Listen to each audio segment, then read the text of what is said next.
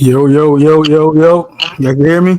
What's the word? What's going on? Welcome to the Controversial Best Two Show, and I am here with my co-host, the boisterous, slowly maturing, need more host, infamous Best. Shortly will be also joining us, Big Leo Energy, Big MILF, Controversial Christine, and we're here with one of our honorary co-hosts, my guy, G. My son Dot. Yo, what it do, yo? What's called a facial hair coming back in a little bit at the bottom. You feel me? Yeah. 4 weeks ago, I was looking crazy. You kind of, going bald was wild. I was like, yeah, man, I had to start growing my hair back out. You need to, because you look like a person on the list. What's going on? How was y'all week? What's new? Nah, I ain't gonna lie, nothing is working basically. It's working. Happy New Year. This is the first episode of the new year, so happy new year, everybody out there. I don't think we got to y'all last week, but we here. I need to get a haircut. Been looking for a barber. I think I found one. And yeah. So I think that's what I'm about to do. Also, yeah, so we got a couple of topics to get into. Anything y'all want to get you start off the bat? Let's talk about the wildfire in LA. Let's send our prayers out to the people that passed away. Oh, absolutely. I think a lot of people passed away due to the wildfire. I don't know how many houses were torn down. So in the Palisades area, some parts of Hollywood. Son, it's all over LA, bro. But it's not so much in like South Central or Compton and none of that. It's more so up where consider the rich areas because there's more trees and houses and up that area. Well, what I'm learning is that there is fires all over the city. Those are just the ones doing the most damage and getting the most. Mm-hmm. Is this still going on as we speaking right now, or did it stop? Like, yes, so far it's going. I stopped yesterday or something like that, 2 days ago. So you gotta remember, bro. Like they getting up to 70 miles per hour winds. So the winds out here, like even in North Cal. Yeah. So they were saying basically, they were trying to get some of the helicopters to scoop up water and drop it, but because the wind is so crazy, when they trying to drop the water on where the fire is, wind is blowing it away. So and also, they're on the governor's ass and the mayor of LA's ass because apparently they did some things with the budget for the fire department, and they rerouted some things from the how to get their water, so the fire hydrants did not have water in them to even get the fire hydrants going. That's what kind of made it worse. But it's not just that, because like a lot of the fire hydrants did have water in them, but because I'm saying because the fires were in the hills, getting the water pressure to go up a hill is what's been like a major challenge for a lot of the firefighters, and like getting the hoses to pump water to the areas that need it. That's been the challenge. And on top of that, like on top of the wind blowing the water away, like the wind at one point was preventing the helicopters from even leaving the ground. Yeah. So it's I'm not into the politics thing as much. That where I be with it. I go with for my interest. So I know people have been out there kicking out the governor and the mayor's back in. Oh yeah. Well, I'll say this. Like this is But I will say before you go there, right? Moving the budget around for the fire department when you know how necessary it is for them. I think it was cutting some of the things out of their budget, like 17 million or something got cut out of their budget, some wild shit like that. In a place in Southern California that has wildfires that we know can be very dangerous, you should never really fuck with the fire department's budget. That's just me personally. I'll also say this: what's going on out there is absolutely unprecedented. Absolutely, but you also again, like I will say, I'm not caping for them at all. You feel me? I know. You know your political background, so you be caping a little bit. No, but I'm like because I've been hearing these stories, and son, not to mention. Don't even start talking about the insurance companies and how they started. Oh no, I was going into next. They was right on they was right next to my list. But I wanted to start what the things that we could because insurance companies are private companies. They are always about the bottom line. You feel me? We can talk about State Farm in a second. But but I'm saying like just in the spirit of looking at like how people adjust their budgets and shit like that. You feel me? Like it's like, yo, I'm not saying that the fire department doesn't need the funds. No, they definitely need it. They need it more than they need it. If it's not, if it wasn't going to education, because they put multi-million-dollar behind the LAPD, and I got a problem with that. You feel me? But there's no reason that if you're going to cut a budget, you're going to cut the fire department budget before you cut some of LA. And I wouldn't want LAPD budget cut either, but cutting their budget a little bit down because you'll take from the school, you'll take from the fire department, but you won't take from LAPD. That don't make no fucking sense. That's crazy. That's crazy. But I feel like they supplemented that. I'm not fucking in I know how important the police is, but people act like for them to like the fire department is not important. Like they're not risking their lives going to these fires, or teachers not important. But even the next generation, it's sad. Even on that, Best, in Southern California, the fire department might be the most important thing because you have wildfires. But yo, bro, peep game. So like when they cut the budget, they lost a lot of firefighters and they supplemented them with prisoners. Again, so people that's not trained to do this job. Facts, but one and then there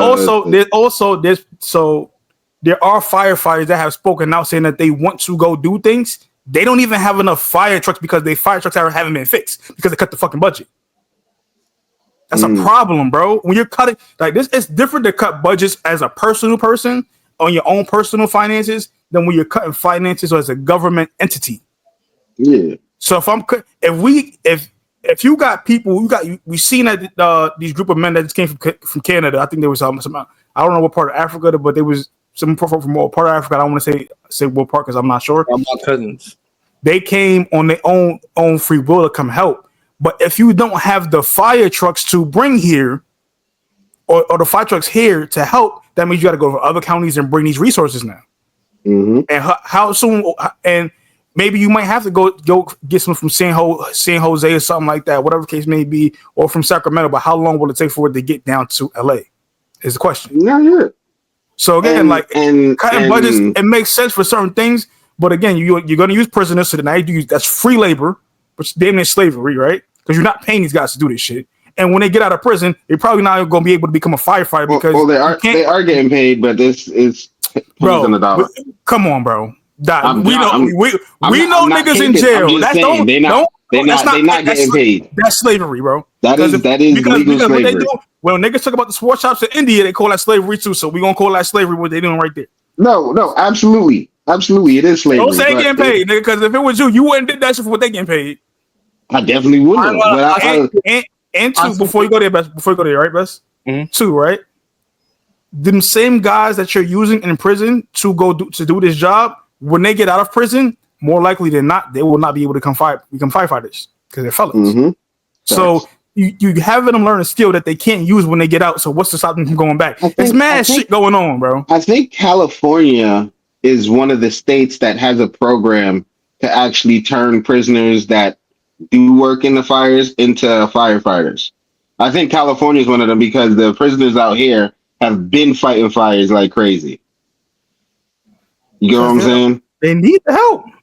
Oh no, yeah, they do need help, but they all I'm saying is that like I totally understand the problems people find with the budget and stuff, but I'm also it's called a Ventura Training Center, VTC.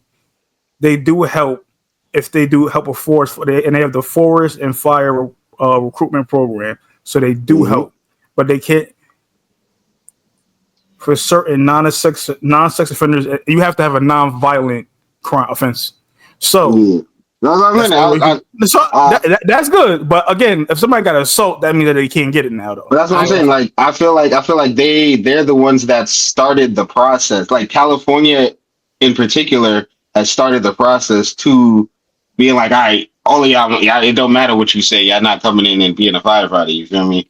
Yeah. But they're starting the process to turning some of them into firefighters. But yeah, I seen Chris Brown say this on the internet. He feel like because they try to say they're paying, but we know they're not getting no money like that.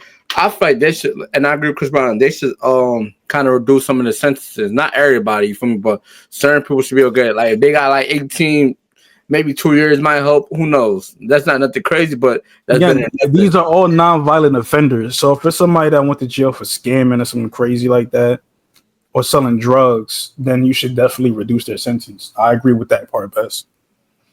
To a year or two won't hurt. Reducing the sentence, helping them when they go to do their parole hearings and stuff. But this is not about that. This is about the people out there that's actually losing homes and stuff of that nature. Again, it's in different areas, and we want to send our condolences and I pray thoughts and prayers out with these people. I heard this too. I'm not 100% sure. There's an insurance out there that like a lot of people are using for home insurance.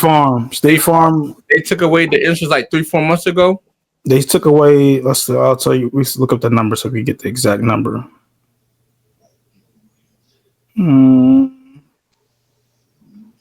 So some of them was as recent as a week before the fire started, bro. Yeah. Some of the masks, like, but some of it went back to like 3 months or so. And that's crazy. So it's over. I can't remember how many policies. It was how many policies? More than 10. All right, more than 10,000 structures burned down. How many policies did they cancel though? This is what happened when we were on a read from the LA Times.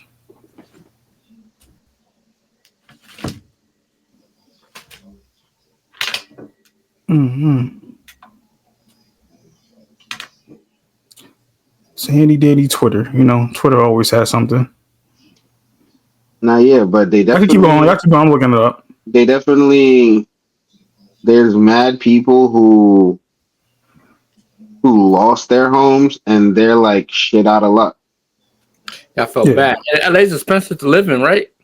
Hell yeah, bro. California's expensive to live in. California is the most. I think if they're not number one, they're number two in the highest taxes paid in the country. So we're probably gonna see a lot of people moving out of LA soon, right? Yeah, would you agree? That's what people are saying. Like the effects of this fire, especially because it was in one of the richest parts of LA, one of the richest cities in America. That's the richest lane in America. Yeah, like it's not one of it. It is the richest land in America where it's happening. That the effects of what that means is going to reverberate throughout the country for years to come.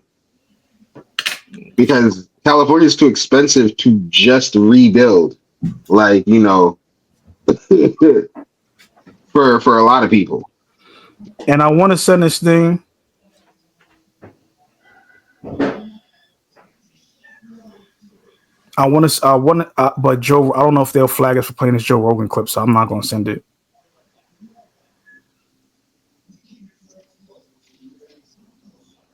So I'm not even going to send it.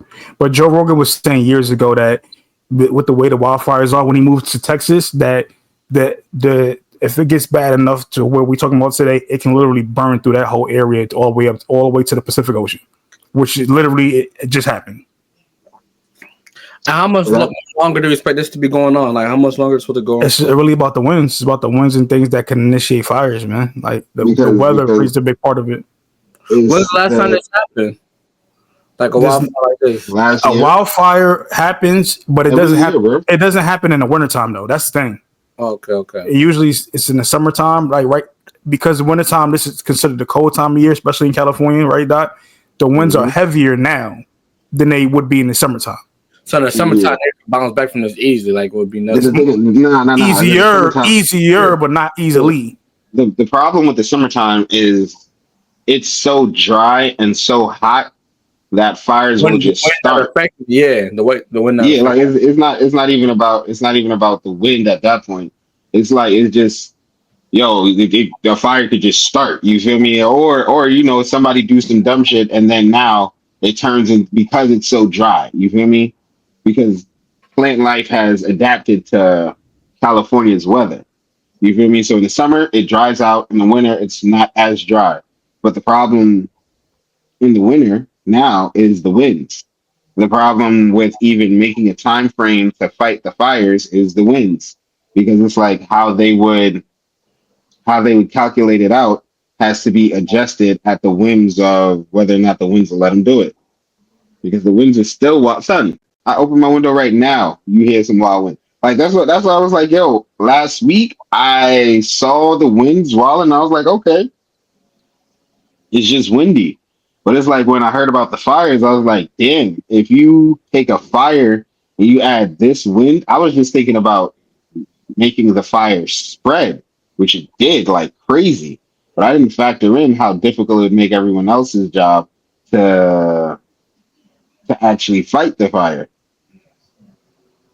Because it's like, son, yo, bro, I know people in New York might not get they don't see all the peoples whose homes is getting lost, bro. But I'm like, son, it's crazy, and it's not just the rich folks. You feel me? It's a lot of people. Yeah, there's a lot of the upper middle class in there and stuff, but there's a lot of middle class to some of the lower income class folks as well that just lost everything. Like son, how long you lived in your crib, Bess? For a minute now, a long time. So I don't know. Is that the crib you grew up in? Yeah. So that's. Yo, Doc. I'm about to say he does that. I thought it was me.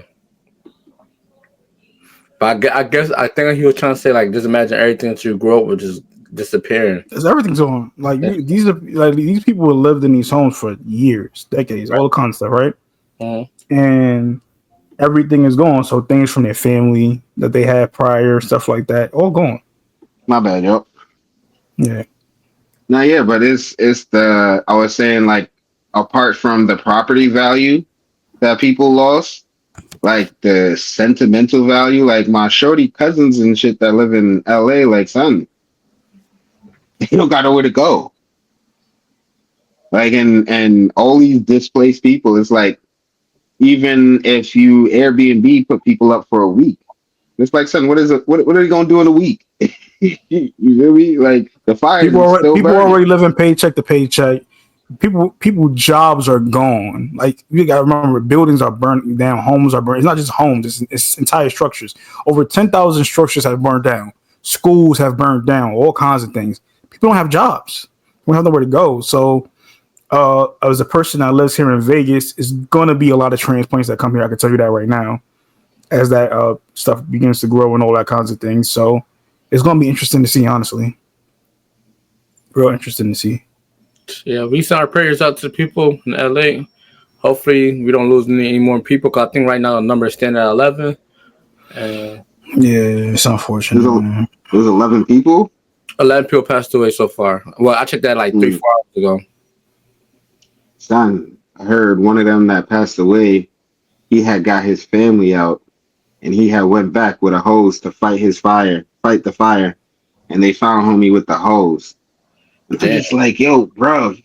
But it's like, son. Because people are proud, bro, and they don't want to, like, leave what they've got left behind, you know?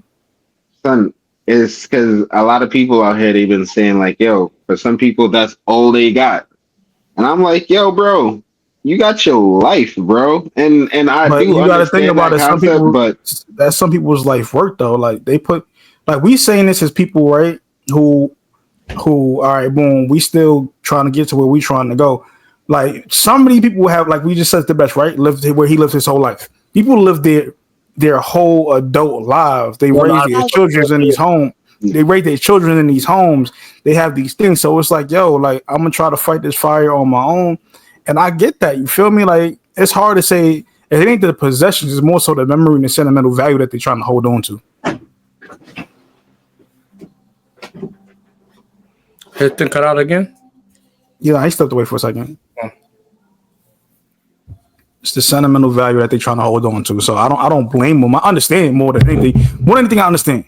I can understand that. I can understand how the feel, the thoughts, and everything behind that. Because again, we just said State Farm just got rid of the insurance policy for hundreds of thousands of people. Or hundreds of people, excuse me, thousands of people lost their policy. And now that people have, it's so many people out there with no fire insurance, with no homes, then what's going to happen when they're trying to get a new home again? Son, even find a place to stay. It's like, yo, that shit is crazy, bro. Shit, wild, man. That's what I was like. And trees, thoughts and prayers, man. Go ahead, Doc. Yeah, man. That's why I was like, even though I didn't understand it at first, I was like, yo, you know, I totally get putting your life into your house and not just being your safe space and your security blanket, and then just losing that just on a whim in a place where you ain't never seen nothing like that happen. Especially when you know you just lost your insurance, you probably like, dang, I can't do nothing but least. I mean, now they know, because they probably didn't even notice before. Because you know how many times you get stuff in a notice from and you probably like, oh, just update, I ain't paying no mind. Yeah, just about to say that. I was like, yo, you know, like these insurance companies, bro. I was like, yo, you go see more people wilding like that one dude that was wilding. Oh no, we ain't about to do that. We're not gonna put that in there. But shit, State Farm. Yeah. Niggas been on niggas' asses out here. I might want to be careful. I didn't think what he was talking about. Yeah. Be safe, State Farm. Niggas is on niggas' asses, man. You might as well go out the country. And I don't even mean to. I'm not trying to do nothing like that. But it's like, son, people lost everything. Yeah, when you're back against the wall, people are desperate now. When you lose everything, you don't have the people that have the resources, they lost everything, and they still gonna feel a kind of way, especially with the fact that they got to go through this hell and high water for their insurance policies and stuff like that. Understanding what got canceled and all that stuff, but the people that didn't have any other resources besides that are desperate, that have nowhere to go, and they've lost everything. It's like that's like the equivalent of somebody like when Hurricane Katrina hit, right? The people that was rich, they figured out a way, was able to bounce back. But the people that was not rich, that had to be displaced and go live in Texas, go live in Georgia, go live somewhere else. You feel me? Where they had to live with family members. Yeah, when they got displaced people, it took a lot from them, and it took a lot for them to bounce back. So this is the West Coast version of that, and it being a wildfire instead of it being a hurricane, and it's very unfortunate. Yep. I don't want to keep. We talked about this for 20 minutes now. And it's an important 20 minutes as well that we did speak about it, but we could keep pushing forward. Where do we want to go next? Okay, let's talk about this first take situation. I don't know if y'all seen it. I mean, I said first take. Fox Sports 1 situation. Have y'all seen what's going on? FS1. So apparently with FS1, there is a lawsuit that is coming out from a lady named Miss Farahi. I want to make sure I'm saying her name right. I might be saying it wrong. She was a hairstylist that used to work for FS1. Also, she was Joy Taylor's friend. And she's suing FS1 in a class action suit as well. It's a civil suit. I think it's a class action civil suit as well. Other people being named in there was Dixon was the name, which was one of the executives for the organization, and also Skip Bayless for her sexual harassment and unwarranted sexual advances. Let me ask y'all one question.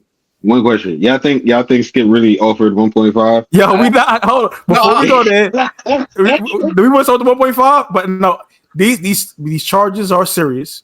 No, they're serious. We're not. We're gonna get into some immature shit on here. This is kind of why I wish Christine was here for this part. But some of the shit we want to say is gonna be a little immature. But also we want to make sure that the severity of these allegations are real. Feel me? We can start with the Skip Bayless thing, then we can get to the Joy Taylor thing, because Joy Taylor became a byproduct of something that really didn't have nothing to do with her. I think she was named in as well. That was kind of foul. She was named in it as well, but to be clear, Joy Taylor was the one that helped her get a job there when Joy Taylor was just a part-time co-host or part-time host on FS1. She wasn't even full-time, and that was whatever the case was. But at the moment, Skip was named because he was allegedly trying to get some of the hairstylist lady as well, and she said he offered her 1.5. I'll leave it to you guys now.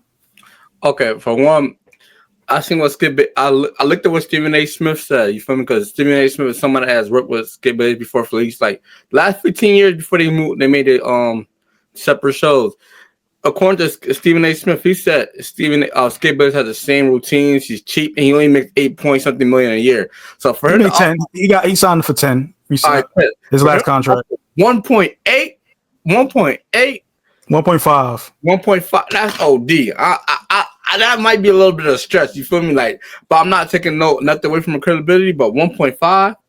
Come on, bro. Like, again, but who we know people to be as individuals.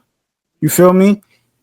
How Dot acts with a woman sexually, pause. How you act with a woman sexually, pause. I have no credence or knowing at all. I don't know. Dot, you muted right now, so I can't hear you. You kind of know. You said what? You kind of know. I kind of. Oh, well, we had 2 men, so it's a little different. So that's a little different. We had 2 men back in the day. Back in the day, you kind of privy. We kind of ran a couple 2 men back in the day. Me and Dot, old crib. You feel me? A couple times, man. But I do get what you're saying, because they be dudes that be creeps, and they'll come and be cool in your face like, yo, bro, why are you acting like that? Like, or you don't find out they creeps until shorties come around. And I'm not saying that Skip, because it's not just Stephen A accounts, on all accounts from a lot of people that's spoken about this. Skip Bayless is ridiculously cheap. Not even cheap, frugal. I won't say cheap. He's frugal. They say he don't even like to spend $15. Not and a lot of things people were saying that Skip Bayless keep the same routine every day. Like, no, he has a same routine, and he doesn't really talk. He doesn't really talk to people. Yeah. So I feel like what could have happened is Skip Bayless might have made a little joke. That might have been inappropriate, but he might not have meant no harm. But listen, bro, it's 2020. This is happened between joking about 1.5. This happened between 2016 and 2022, right? Before Skip, like 2020, somewhere between 2023. Before the Me Too movement. No, this is during the Me Too movement. First of all, this is when he got to FS1. It is no way offer 1.5 during no Me Too. It don't even matter the Me Too movement. I am not flirting with a woman at my job. Period. Not as somebody that is. I'm not doing it. Okay, if I'm in Skip, let me say this: I work at the hospital. I ain't gonna lie. But again, and Best, you don't have a high ranking position. If you were a doctor, right, and a girl wanted to say, "Oh, this, that, and the third," and Dr. Best did this to me, now you got a problem on your hand. Whenever you get into a position of power, right? Skip was also a producer on the show. Skip can hire people that as a person that's been in a supervisory position before. They always tell you cannot have relations with your subordinates, period. It's not worth it. So it's not worth it. It's so many women outside of work. I'm not flirting with no girl at work because I got a job to do. I'm coming here to work, do my job, and go the fuck home. Offering 1.5 in a joking manner is the most insane thing you can do. Insane in the membrane. And 2, Skip has been married to his wife Ernestine for years. I believe she's his partner in a lot of things, and I think she also helps him like manage his stuff. Ernestine would have noticed the $1.5 million. Yeah, the account. What should have been like the dude from the LA. You don't just give somebody 1.5. You gotta wire that or something. You can't just give somebody $1.5 million. You can't even go to the bank and take out 1.5. You gotta call them in advance. Like, yo, listen, I need 1.5 million. They'll actually, what do you need it for? So it's like, come on now, bro. You can't even go to the bank and just take out 20 grand. You gotta call them in advance. Well, how y'all feel about Sus? What's your boy that used to work at First? Huh? So Alcho? No. The dude you was going off on the other day. Jason Fatlock. Yeah, Jason.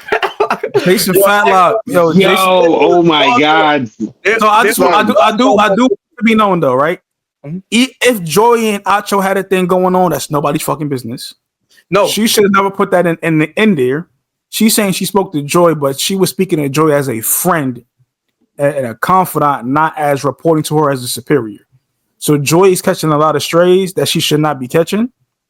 If Joy decided to, if this is the case that she chooses to fuck her way to the top, she's not the first nor the last. That's nobody's fucking business. She won't be the last. But and I ain't gonna lie. Besides that, it seems like to that point she kept the very professional on camera. So long as she was doing what she was doing, not trying to mess with what everybody else got going on.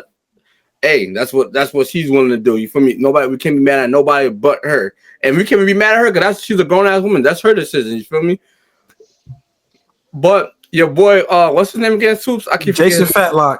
Jason Fatlock. Yeah. What you call that? What's the nigga name from Star Wars? The fat nigga blob from Star Wars.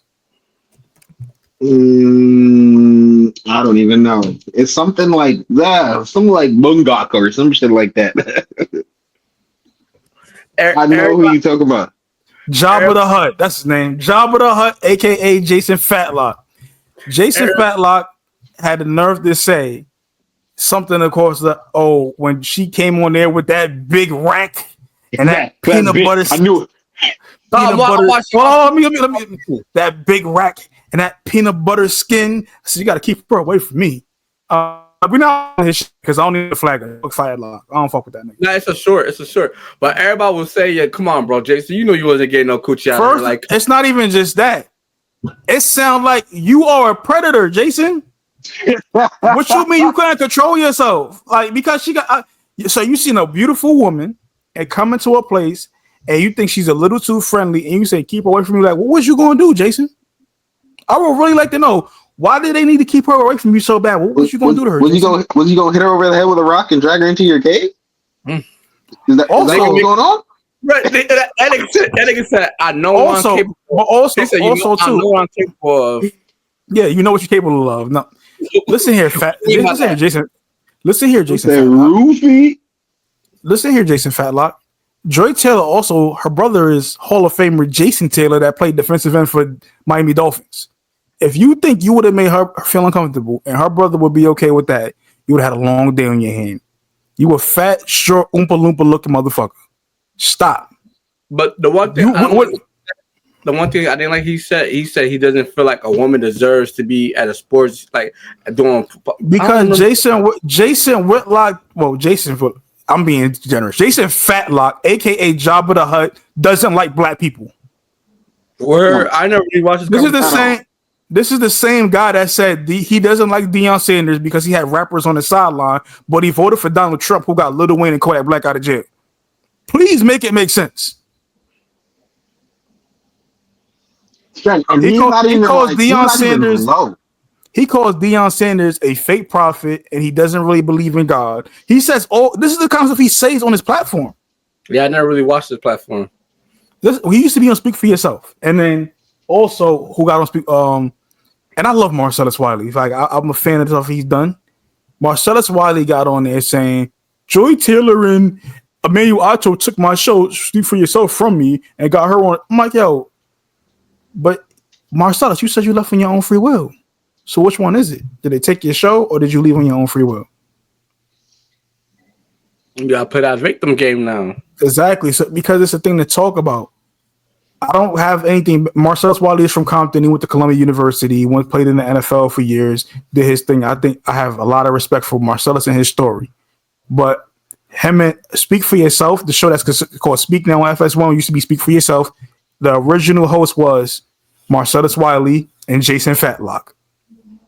And they lost it. Both of them ended up getting fired and losing the show. And yeah. Fatlock is like a bad bigot. He's Uncle Ruckus. He's literally Uncle Ruckus. And not because I'm like, son, I believed Uncle Ruckus. I don't believe Jason Fatlock. I don't believe that nigga either. I feel and Jason Fatlock, he's not a person that if you got into confrontation, he gonna put hands on you. He's gonna sue you. He's gonna do all the other stuff. He might try to get this clip taken down, but we don't give a fuck. So Fatlock, that bitch ass nigga eat a dick. It's crazy because we didn't curse in the first 20 minutes. I'm happy we did not curse in like the first 20 minutes, bro. I'm glad we got the Fatlock later. But yeah, that was crazy to say. And I will say this: I do feel like Joy's catching a lot of strays, but if we're talking about highlighting, her name is Joy, not Joyce. No, I said Joy. Joy is catching a lot of strays. Okay, but it does highlight the atmosphere and the environment, which is what I feel like Shorty was really trying to do. You know what I'm saying? only thing I have an issue with the Joy Taylor thing that's being alleged, if she said that she was going to use the fact she was dealing with the Riley or the Dix, whatever his name is, Dixon guy, right? Mm-hmm. To later on, that she will later on say that he forced himself on her. If that is true, then I have a problem with that. I have a big issue with anybody, but especially a woman trying to use to get ahead. Someone committed an essay against her when it is not indeed true. Because we have a friend that was accused of that. We talk off air if you remember. We have a friend that was accused of that, and that was not the case at all. But literally had to fight a case for a whole year behind that, and literally came out innocent, and nothing happened to the girl that accused that of him. You feel me? So we don't. I just don't think that kind of stuff is okay, because there's real victims of abuse in that regard out there. So that I really. And here's my thing, even with that, because that's such a serious claim to make. You feel me? On something where there's not like a lot of proof. You feel me? Like you just saying this is what Shorty said. Yeah. You feel me? Like that's a crazy claim to just say somebody. That's like me saying like, oh yeah, this said like, yo, yeah, only like white women. And it's like, yo, bro, what? Like like that's for me to just say that unabashed, just to put that on your name is OD. You feel me? No, for sure. And whether it's true or not, that's where I'm like, yo, because before we even say that's true, because Joy hasn't come out, and she won't, because it's a legal proceeding going on right now. So Skip hasn't said anything. He's just been working. Joy been working. Acho hasn't said anything either at this point in time. And I'll only say that to say, like, even whatever she might have been going through, she held it down for whatever reason she may have held it down for. If she held anything down, you know what I'm saying? This is all speculation. But all I'm saying is like, and things being told to you as a friend. Again, that part that we said at a series allegedly by Joy. That part we said allegedly by Joy, I definitely don't work with. But conversations that you had as a friend to now using it in a legal proceeding, that's crazy. It's crazy. And then what's going to happen? Now people going to come around you. It's going to be like, we don't know you could trust her. Like, oh no, listen, that woman is never having a job in entertainment ever again. If she's going to be doing hair and makeup, she's going to have to do that and get her own clients. And it's not going to be high profile people. She's going to try to have to win this lawsuit and open her own salon. But people are not going to come and deal with her because they can't. Again, when we all been there getting a haircut. You feel me? Getting your hair done and having a talk with your barber or your stylist, because you've had locks, right? So we used to get women that would do our hair. We'll have a conversation with them. Some of those conversations about shorties or whatnot, like I want to talk about women with no women stylists that I've had, but which my barber, I might talk some shit about the shorty I was dealing with. But you would have that would be a place where you feel like this is a private place where we can have a conversation, and whatever is said here stays here, right? For that to now go on into a legal proceeding, it's going to turn a lot of people away, bro. A lot of people are going to be like, yo, I can't trust what I say around her to be private. That's also what you're paying for in that service. Not just your hair being done, but the privacy of just having a place to vent sometimes. And not for nothing, I do believe that there is a atmosphere at Fox, more than likely, but I don't think that the case you presented is what is the reason I believe it. You know what I'm saying? I will tell you this, right? From what has been said on other platforms, right? Because I don't really follow that thing because I'm just let it play out in court. But from what has been said is that at Fox, especially FS1, where they're getting their hair done and stuff, there's always a live mic around. So when you're getting your makeup, your hair, your stylist, the rooms are mic'd for anything. So they're gonna go back and play a lot of this tape to see if they find anything in there. And I'm not gonna lie to you. And she said that she got some text from Skip Bayless. So if she has text now, you have to prove the fact that you have these texts. I'm not gonna lie to you. Now that you mentioned that, bro, I'm pretty sure there was other people in the dressing room when that was going on. No. That's not always true. That's not always true. No, you got to think about it, bro. A person like Skip Bayless has his own room. That's a fact. Well, nah, his is bugged because they No, but all of them are bugged. All of them, it's not bugged. They just have mics in it because sometimes they may want to take something that was happening in the back rooms onto put it on play it on the thing. You feel me? She said that he would tell her like, oh, let's go out in the hallway because the rooms are bugged. But he also said he would text her that. Because if he said let's go out let's go out to the hallway, the mic phone they still hear that. Yeah, even in the hallway. Now you even set yourself up even more because exactly everybody if he's texting, walking by. If he's texting her, then you have access to those texts still. And if you don't, all you gotta do is call the phone company. You feel me? And you get your text. So it's not hard. I was like, I don't know. This is crazy work. Let's just say all this information that she put out is not true. You know who suffers the biggest out of all this? Joy. Because now because I'm sorry to interrupt. Let me get this off. Now let's just say FS1 is like, okay, that's kind of too hot on our platform. We don't want to mix that because that's how people look at it. If she was to go to like an ESPN, people already know what. Joy's not losing her job. Joy's not losing her job. No, I'm not gonna say. She might. It's gonna be like kind of weird energy that now that people know what's going on. I don't think so. They don't. She's good at her job. Yeah, she's good at her job. The problem that is going to be is that it's a confirmation. It's a confirmation bias. Yeah, niggas don't think women need to be in sports. Men, a lot of men think women should not be in sports. Talking about men's sports, none of that stuff, right? You can smoke on the thing. You don't gotta hide it. A lot of people think that women should not be talking about men's sports, right? Mm-hmm. So if they think Joy Taylor fucked her way to the top, it confirms their bias. That's all this does.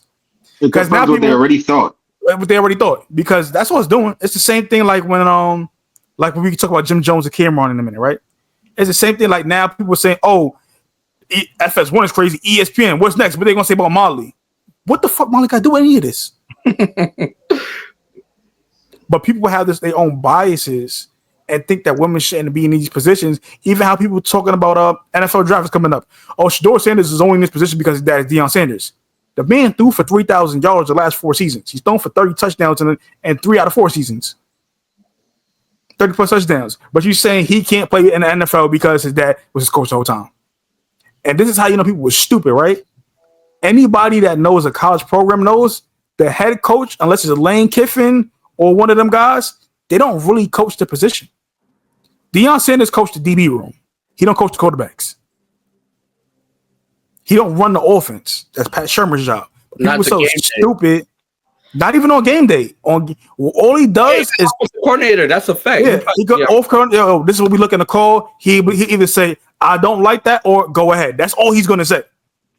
And people like offensive head coaches, unless they are already an offensive coordinator, do not call plays. A lot of them. Deion Sanders is a program builder. Same thing with Harbaugh, right? Mm-hmm. The coordinators call the plays. They just okay, or they say, I don't like this in a situation, let's change it. That's it. That's all that happened. People were stupid, they don't know any better. They bringing up Joy Taylor. Same thing with like everything is not always somebody doing something wrong. Same thing when people are like, oh, Jay-Z's only where he is because he's Illuminati. Like, yo, bro, come on, man. That's what I have a lot in the black community. You can't just win. I ain't gonna lie. They don't believe it. It ain't just black community. Why you doing that? I don't hear the Illuminati rumors about it. Oh, because you don't listen to the right wing. If you go listen to them right wing white people, oh, they definitely gonna say you think this is Illuminati. You couldn't just work your way to being rich. Do I think that people that are successful and super rich at certain levels have done some fucked up things to get where they are? Absolutely. Do I think that they're necessarily Illuminati? Babies? No. And they think there's a whole section of the upper class that eats babies. Yeah. I think that's wild. They have all types of conspiracy. You feel me? If you go like this, you feel me? Let me not even throw that up because I don't know what that means. But if you go like, that shit that Drake and LeBron and Jay-Z be doing, you part of Illuminati. This is mad dumbass shit. He got sued for that. Who? Jay-Z? Yeah, he don't throw that up no more because the dude won. Oh, it's a wrestler. WWE, Diamond Dallas Page. He used to throw that shit up first. Yeah. I never knew that. That's crazy. Yo, there's really mad ways to make money, bro. No, but that literally was his thing, bro. Like, that's a fact. I respect it. Was called a diamond cutter and all that. Like, was his thing. I'd say I thought that might have been the nature at Fox Sports because of the extension from Fox. Like that definitely was what was going on at Fox. And motherfuckers got sued. Yeah, like fucking to the top, fucking to get on TV. Oh, what's the nigga name, bro? What the fuck? Bill O'Reilly. Bill O'Reilly. He was definitely fucking a lot of women that was coming up there. Or he was getting hit with sexual assault suits. Now, or like harassment. I'm pretty sure it happens, bro. It's up to you to stand up for what you believe in. If you feel like you don't want to fuck to get to the top, don't do it.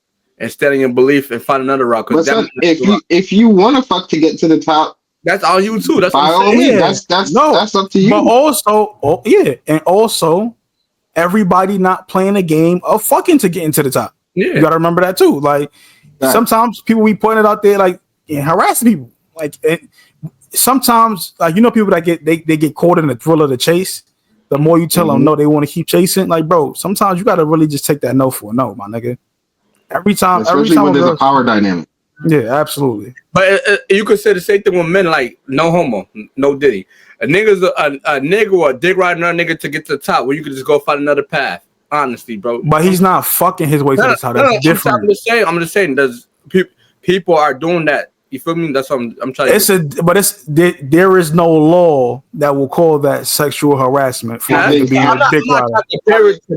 Ulterior motives behind your friendship is one thing. Having ulterior motives behind a sexual relationship is another. Exactly. Y'all got anything else to say about that? No. Just boy Jason Whitlock's at the funniest shit. Like, yo, Jason Whitlock is a nasty nigga. Like I said, with them big ass, like, bro, you getting horny? You just talked about Skip Bayless being sexual. Bro, that nigga said that big. Nigga described the way he objectified her. Nigga said that big rack and that peanut butter. I'm like, yo, you hungry? My nigga just said that like and didn't give a fuck. Like that's why niggas don't want to hire your goofy ass. And bro, and I ain't gonna lie, that's low-key could be considered sexual harassment. She might look. It is sexual harassment, bro. It is. So yeah, because that's unwarranted commentary about her, bro. And you don't know that any of this is true, right? Exactly, because he's talking about it like it is. It's a fact. You feel me? And because he worked there, he knew. Because he worked there, people will give it validity. But just because you work somewhere, don't always mean you know what the fuck going on around there. Son, you know who he sound like? You know who he sound like? He sound like the nigga in the hood that didn't get to fuck the one shorty that was fucking everybody. But he was like, he act like he was wanting to fuck it. Like he couldn't like like he seen what was going on. But I ain't want nothing to do with that. I let them niggas do that. Like, damn, why you let her deal like boy? You was hurt. You was bro. Hurt. That girl she let the whole hood hit and said no to your ass. No, I'll be hurt too. I ain't gonna lie. I'll be hurt too. No, don't that, bro. Listen, everybody got their day, man. So Shorty might tell you no. She might tell Dot no and tell you yes. And but you know what? It work too. But y'all gotta think about Dot Swoops. Because they said she was messing with two dudes on that platform. Emmanuel. She was messing with Acho. She said and somebody else. And the big boss, nigga. That's what she's messing with, nigga. That's different. It wasn't two niggas on the platform. She was messing with allegedly with Acho and then allegedly with the big boss, the nigga that hired Jason Whitlock and Acho and all of them. It's a difference. No. Why would she go from fucking Acho, right? If she was right, who is on the same level as Whitlock on FS1 to go fuck Whitlock? That's not moving. And she's fucking her way to the top. It's about mobility, nigga. She gonna go higher. That's what it's about. But it's like, yo, just doesn't Jason Whitlock look like the type of nigga to lie on his dick? Like if you just took a glance at him. He about everything else. Nigga lie. He said he don't like Dion because the rappers be on the sideline, but the nigga you voted for that you love, and the nigga dick you be on Donald Trump and all that, right? Freed rappers out of prison. So make it make sense. It'd be hard to believe that nigga. I don't believe shit he say. So moving on, right? This is some internal stuff. This is one that really hurts my heart right now. As an uptown nigga, you feel me? I always claim I rep the Bronx, you feel me? But everybody knows I was born on Harlem, grew up in the Bronx, and I spent a lot of time in both. But as a nigga who spent a lot of time on 140th and 8th Avenue, feel me?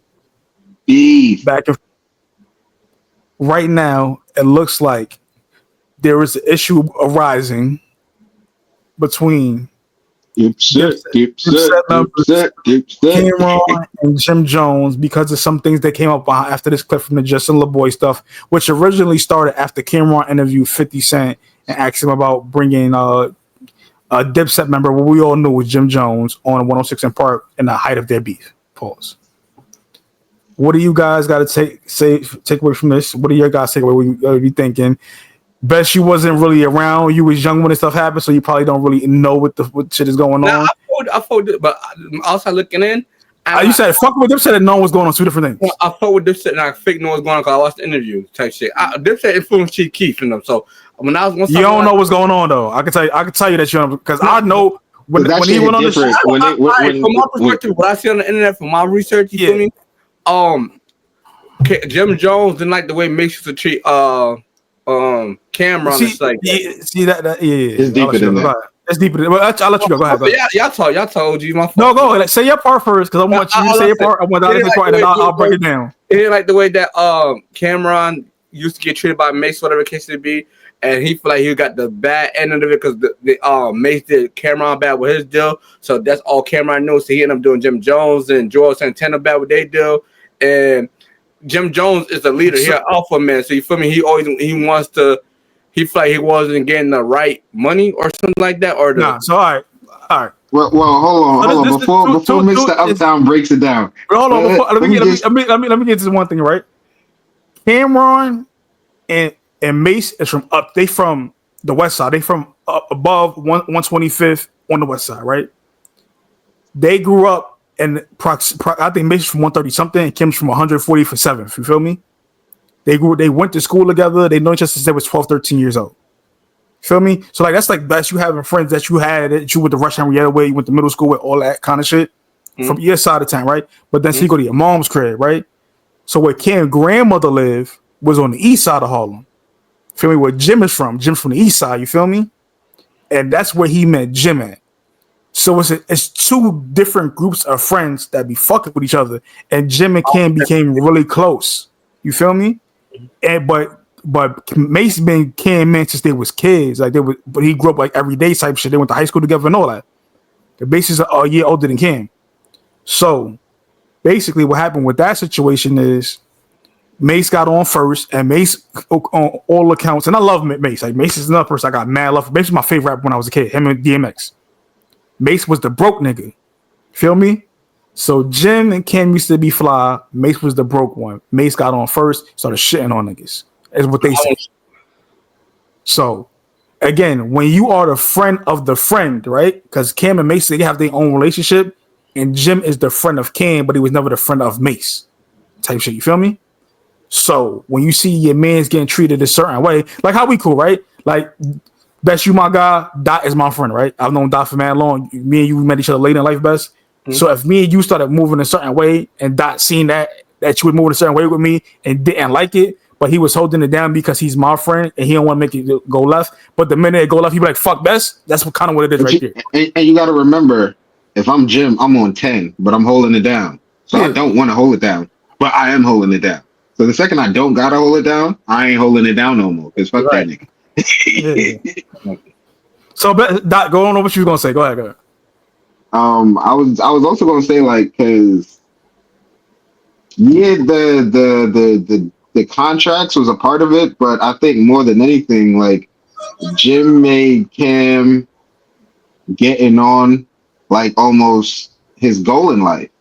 You feel me? Because he was like, yo, once Cam got on, it was up for the rest of us. You feel me? It was like, if anything, Cam couldn't get touched when we went out. I don't give a fuck who was with whatever. You feel me? Like, that's back to the Flex interview he did originally. Yep. Yeah, like, oh, like, son, like, Jim seemed like a all or nothing kind of nigga. You feel me? And so when it comes to the business aspect of it, you feel me? He's like, yo, what the fuck is going on? If we locked in, what the fuck is going on? So I feel like that's where the original beef originated. I don't think it's not. straight. It's not a beef because he said on the Justin LaBoy shit that he loved Cam. Cam's his man. Like he don't got a problem with him. But people put the clip out with him saying that being on his dick after that statement. He went in a little bit, but the worst he said was, "Oh, niggas is on my dick." But in that same interview, like not even too far long later, he said, "Yo, I love Cam. That's my man. He said we never had no deal. We was partners. He ain't have no deal. Feel me? So this is the thing with Cam, right? So let's go back to breaking it down, right? This is Mr. Uptown shit, right? I was like, yo, Cam kind of didn't foul that. Cam. So Mason Cam went left after whatever happened with, feel me, with the horse and carriage shit, right? Cam, horse and carriage was the song that Cam and Mase had together on Cam's first album, Confession of Fire. Cam wanted Mase in the video. Mase charged Cam to be in the video, but he was signed to Entertainment at the time. So I was like, yo, why your man being funny charging us to be in the video? But Mase was really doing business, and Cam understood that later in life. That basically Mase was trying to get the bag. He was going to bust that down, what he got from being in the video with Cam. But Cam he didn't understand the industry at the time. So he like, yo, you charging me for this shit? Like, fuck out of here. All the shit I did for you, nigga. I was your hype man on road, all this extra shit. And then they fell out, right? Mase ended up leaving, going down to Atlanta because he got into it with Baby Mane. That's a whole nother situation. And Baby Mane wanted to put an end to Mase's life. It's all over female, right? They was beefing for years, but when he got left and he went to the nigga that was with him was Jimmy. Jimmy was the director, like the About It video. With Master P, Jim directed that video. Jim was the stylist for Dipset and the videos and all that kind of shit. Like if you look in the credits for a lot of things, Jim Jones had a lot of credits for a lot of shit because he was just trying to find his way into. If I'm going to be around, I'm going to have a purpose. He was Cam hype man. He was all that. You feel me? That's why I call him Capo, bro. Because Jim is an alpha, like we say, right? But Jim understood that, yo, this shit go as far as Cam because he wasn't in a position to be successful yet. So if I'm gonna be around Cam, I'm gonna make sure I do whatever I got to do and put myself on the front line. So when the thing comes about, right? Bowling comes out. Cam is no longer in New York City at this time. He's living in Orlando, right? When Mase said that line in Oracle, damn, though. He said, you moved to Orlando, you had Jimmy on the radio asking where did Cam go? This was when when that happened, Ballin' was the number one record in the country at the time, on the hip hop charts. It was number 4 on the Hot 100. Cam is in Orlando. Mind you, Dipset at this time. So Jim and Cam, they beefing with G-Unit, 50 Cent and G-Unit. And that wasn't a real beef, right? He beefing with Max B and French Montana and the Coke Boys, right? At this time. You beefing with Junior Mafia. And in the Junior Mafia video was on Smack DVD, Cam literally dipped on Jim and left Jim there fighting by himself. And they beefing with True Life in them. So this nigga's beefing with mad niggas at this time, bro. And Cam left Orlando. And Jim got the hottest record in the country. So what is he supposed to do? Nigga, 50 call, I could be on Rap City. I could be on Rap City. This is one at the height. This is before it started going downhill, right? At the height of Rap City, I could be on here and promote my song to thousands, hundreds, thousands of viewers, millions of viewers, right? At one time. Why would I not take the opportunity? And anybody that know about Jim moves very militant. You're not gonna see Jim, especially if he knows his tension is by himself. It's not gonna happen. That's what happened at that set. Feel me? But I will say this: Jim is a Cancer, like 50 Cent, right? I don't do the horoscope shit, but I do know this: they both Cancers, and I've dated 3 women in my life that are Cancer women, and I know a couple of Cancer men. They're very emotional beings, right? Mm-hmm. Cam is an Aquarius like myself. We are very unemotional beings, and we can just do things that we feel like what it is ever best for the best goal. You feel me? And because Jim really was all in on Cam, and he literally played every position until he got into a position to be successful for himself. It's not about the contract because Jim, like you said, I'm not hurting for money. I ain't asking nigga for no. I ain't never sue a nigga for money or talk shit about him. It ain't about you even being cool with Mase. You feel me? Because I know that y'all had a history. It's the fact, bro. Like niggas be out here trying to play with me and disrespect me, knowing that nigga I put my life on the line for you, bro, multiple occasions, and that's a fact. Like the BMF, remember the BMF story? They ran into BMF in DC and they had bought all the bottles at the club, and they were trying to charge them for the bottles, and they're like, we ain't doing that shit, or whatever case may be. And they got into it with BMF in DC and got shot at. They was trying to, like, it was Jim and Cam against the whole BMF. I didn't know that. Like this, but this is stuff I'm saying. This shit been, Jim has always been on the front line, bro. Like I ain't gonna hope. Let me see if I can find a video, bro. Everybody know. Everybody know. I heard that before Drink Champs though. I'm just like that's where I heard it recently. Bro, like no funny, bro. And I'm not saying this on no bias shit because I fuck with Killer and have mad respect for Killer, and I fuck with Jim, bro. Like, I'll say this right now, right? Everybody fuck with Killer. You feel me? They got mad respect for Killer. But if you was to go into Harlem right now and some YNs is wilding, Capo could make a call to get that shit to stop right now. Niggas will respect Killer off the fact that it's Flea. You feel me? Flea is Flea at the end of the day. But if you go outside on 116th and 5th Avenue, 112th, you gonna see Jim outside, bro. Killer live out here in Vegas. There's a reason they call him the oldest YN. Yeah, that was we call him the YN. Like no funny, right? Like my boy Ray Ray signed the Capo. Somebody also did an interview with Cool G Mims and signed the Capo. Capo was Harlem, bro. How I got that Heatmakers interview was because I knew a couple people and they knew Capo, and niggas made a couple calls, and he kind of was a person that was in the middle of that situation, and that's how I got my interview. I know niggas that be around Jim to this day, and I've never heard nothing bad about Jim as a person, bro. Was Jim hot? Dude, he's wild. I heard all them stories, and I've met Jim probably twice, 2-3 times. I've never had a bad interaction with Jim Jones in my life. He's been a stand-up dude. Jim is a great person, bro.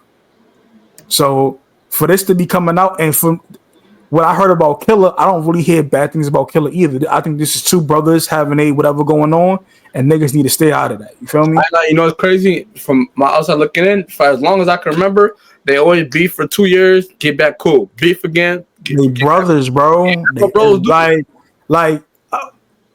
Dot he never met my brother, but he knew of my brother, right? There was a rapper in Rochester that heard me and my brother arguing on the phone and wanted to try to butt in, and my brother told him to suck dick. And they got in his feelings. When two brothers are arguing, you gotta mind when family is arguing, you gotta mind your business, bro. Growing up when I was a kid, like Dot heard me and my brother argue before. Me and my brother used to argue outside as kids, and you jump in our argument, we gonna jump you now because you mind your business, bro. This is family business. I'll put it to you like this. I don't hear a lot of people argue like me and his brother do. You feel me? But they are brothers, so that's the only reason it makes sense. That's the only reason it makes sense. But it do make sense. But Dot knows me, right? Dot's known me a long time. He see me snap on niggas for less. And you see the stuff that me and my brother argue about. That's why it don't make sense, but it don't make sense because I know you as like an individual outside of your family. But when I add the factor of your family in, it's like, well, son, that's his family. What is he gonna do? And that's what it is. Like when Killer dropped out of school and all that stuff, like him and Jim was living together, and Jim's grandma, because Jim's grandmother had passed away. I think it was apartment 2B, something like that, 4B, something like that. In Harlem, Jim had an apartment to himself. That was his grandmother's apartment, bro. And the projects. And Killer used to be there. There's videos, bro. Like when you see Bloodshed, Killer, all of them in the apartment, that's Jim crib, bro. That's Jim's crib. RP Bloodshed. So it's like, it is what it is, bro. They've been around each other for forever. I wish that Murder's Mase, Murder and Capo would talk to each other. Because remember too, Murder taught Capo how to rap. He taught him how to write bars. That wasn't Cam. Mase taught Jim how to rap. So these niggas known each other for so long. It's weird. Like I know why they be beefing, but it's weird to see it. And as a person that's from Uptown, we be like, yo, I love all these niggas. Pause. Feel me? Like for what they've done for the culture and how they represent the Uptown. That I just stay out of it, bro. Like I've never picked a side on Mase versus Cam. You know what you just Capo versus none of that. I never did that. You know what you just told me earlier? When Jim Jones and Cameron had their little money, they was probably shitting on Mase. So Mase probably had this agenda. No, it wasn't that they was shitting on Mase, but you know what I mean? Like they was probably like bro, listen, bro. If you go back to the $1 million worth of game episode, bro, Mase will say Cameron used to give him his clothes. So basically be fly. He said that, bro. Like, bro, you gotta understand, bro. You like this is not these new YNs that be running around and all that. Like, I'm not from Brooklyn, but I'm kind of making a body, but Brooklyn niggas might do this too, right? Uptown, right? If your man's is not fly, I guess, yeah. If your man's is not fly, you not about to flame him. It's like, yo, bro, I'm gonna get you. Here's some shit, bro. You might not get my brand new shit, but yo, I don't be wearing this shit, bro. This shit fly, but it ain't really my thing. But you don't got nothing here, cause I'm not gonna walk outside and be fly, and you not be fly. Feel me? It's not like we're not doing that.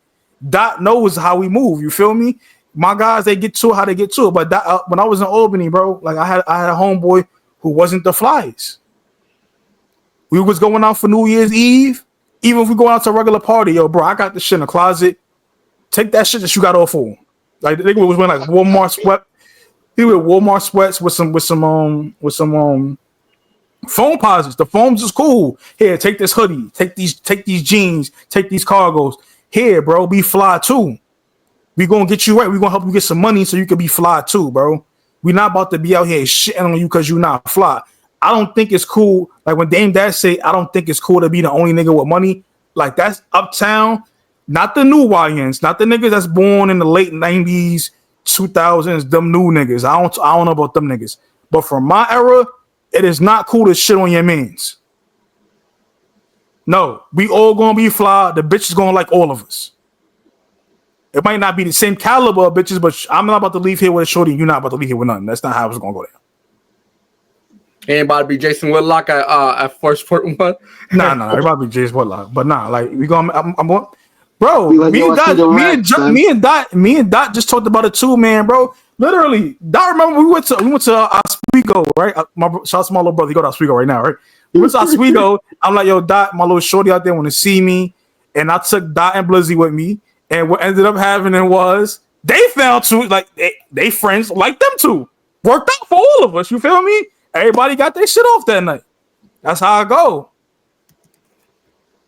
That's how I go, bro. But niggas don't be wanting to be for the team. Niggas want to be for self. And that's Jim's thing. He's trying to say, yo, I was always for the team. I still Dipset. I still rep the set. Even when I was, because remember, Dipset had a deal with Rockefeller. Jim was never signed to Rockefeller. He was never signed. He was signed to Koch. And the other thing that made it an issue was Jim had Bird Gang, right? Which was his own individual set. Cameron copyrighted that shit. Damn. So like and he never even fell out what came over that, bro. So it's like I could get it on both sides where it's like, yo, bro, like you be trying to play with me and you know how I give it up. You know what I be on, like don't play with niggas for the public. And I don't like the fact that 50 tried to allude to the fact that Capo was a snitch, playing that old record from that 6ix9ine case for me with that Treyway shit. Capo was not no rat, bro. Mel Murder phone was tapped. And they took all that shit to court, and they could not prove the fact that Jim actually told them to do anything or was giving them any kind of advice on that.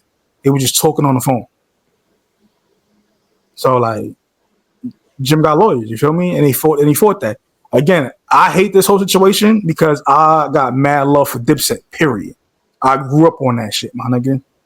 I've seen like it's different when you hear. Like you say, you a Soulja Boy fan, you feel me? And you was hyped when you met Soulja Boy. I seen Cameron on 140th and 7th Avenue with my own eyes, nigga, being fly, having some fire ass whips. I seen Jewels on that. I was on the east side and seen Capo with that shit, bro, with my own eyes. Like this was tangible, was right in front of me. So it's a little different. You feel me? It's a little different. When you can see something with your own eyes and right in front of you. I feel you. I definitely feel you. I ain't gonna lie. That's I hate it. I really hope that they come to it because I think because Jim and 50 was cool for a second too. So I don't know what's going on there. But also Jim got cool when he invited him to suck my dick. Not just that. I think because Jim and French used to beef crazy. Like Jim and French beef was wild in New York City. Like 50 don't fuck with French.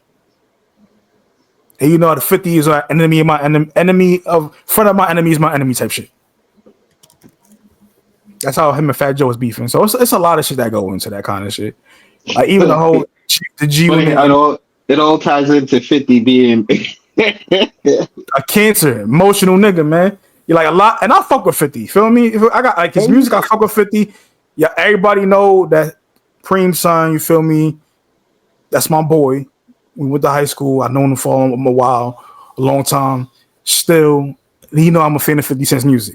I think I respect 50 Cent's career and what he's done. People would take 50 being a jokester and all this stuff like, oh, 50 funny. He just no. That's because bro is a cancer and he act out of emotion, bro.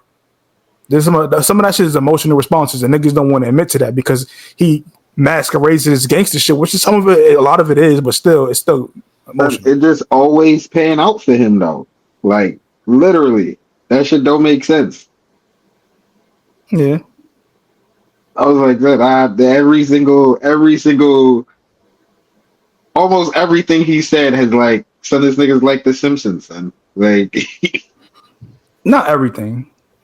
Not everything, but I'll tell you. But Capo ain't no rat though. Capo is not no rat. Capo ain't no rat. Capo is solidified.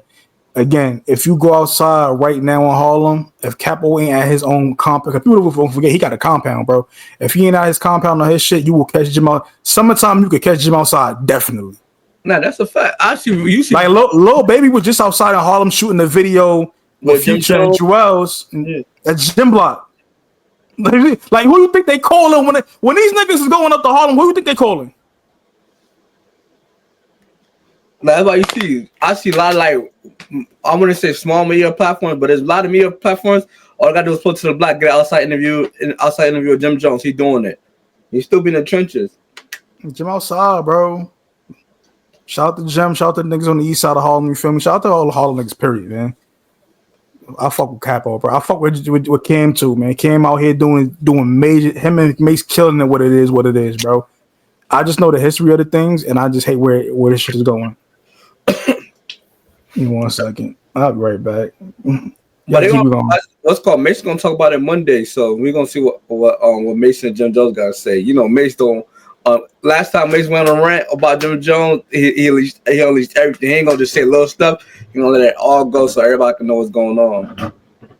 No, yeah, I was looking forward to that show. I'm like, that's Monday. He said Monday. I'm like, damn, you about to make us wait a whole weekend? Moving along. What else is out there? Academics just recently just said Drake used to bring LeBron James to Toronto to cheat.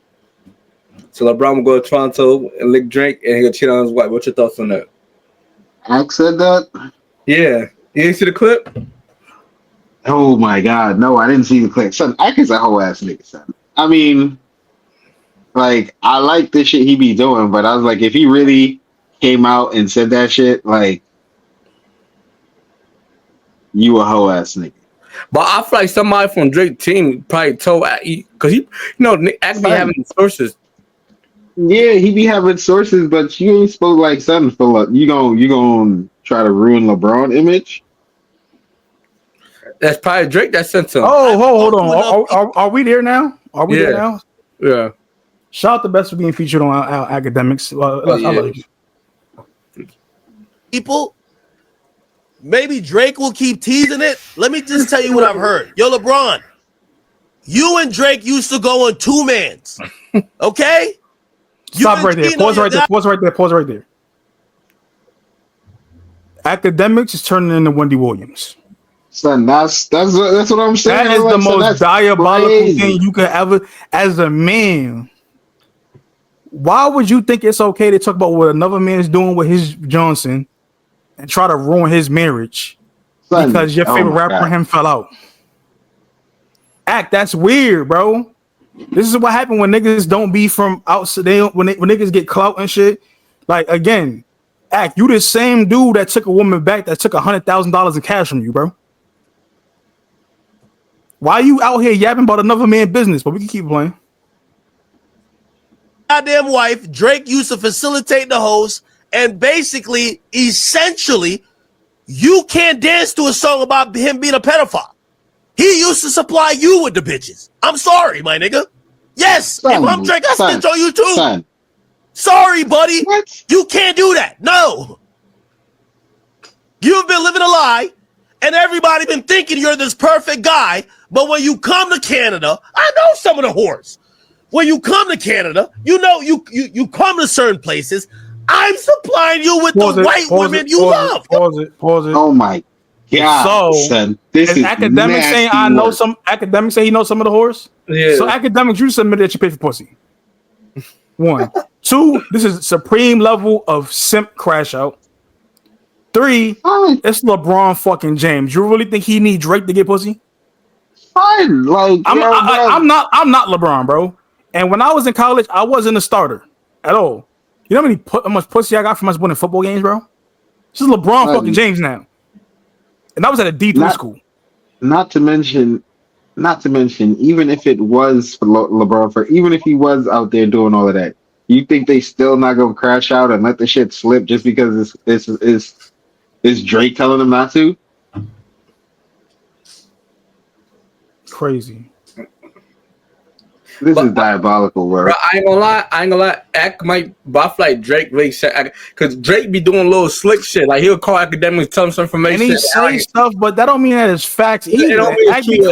Act be crashing out because he a Drake stan. You gotta understand when your fandom gotta come to an end, my nigga.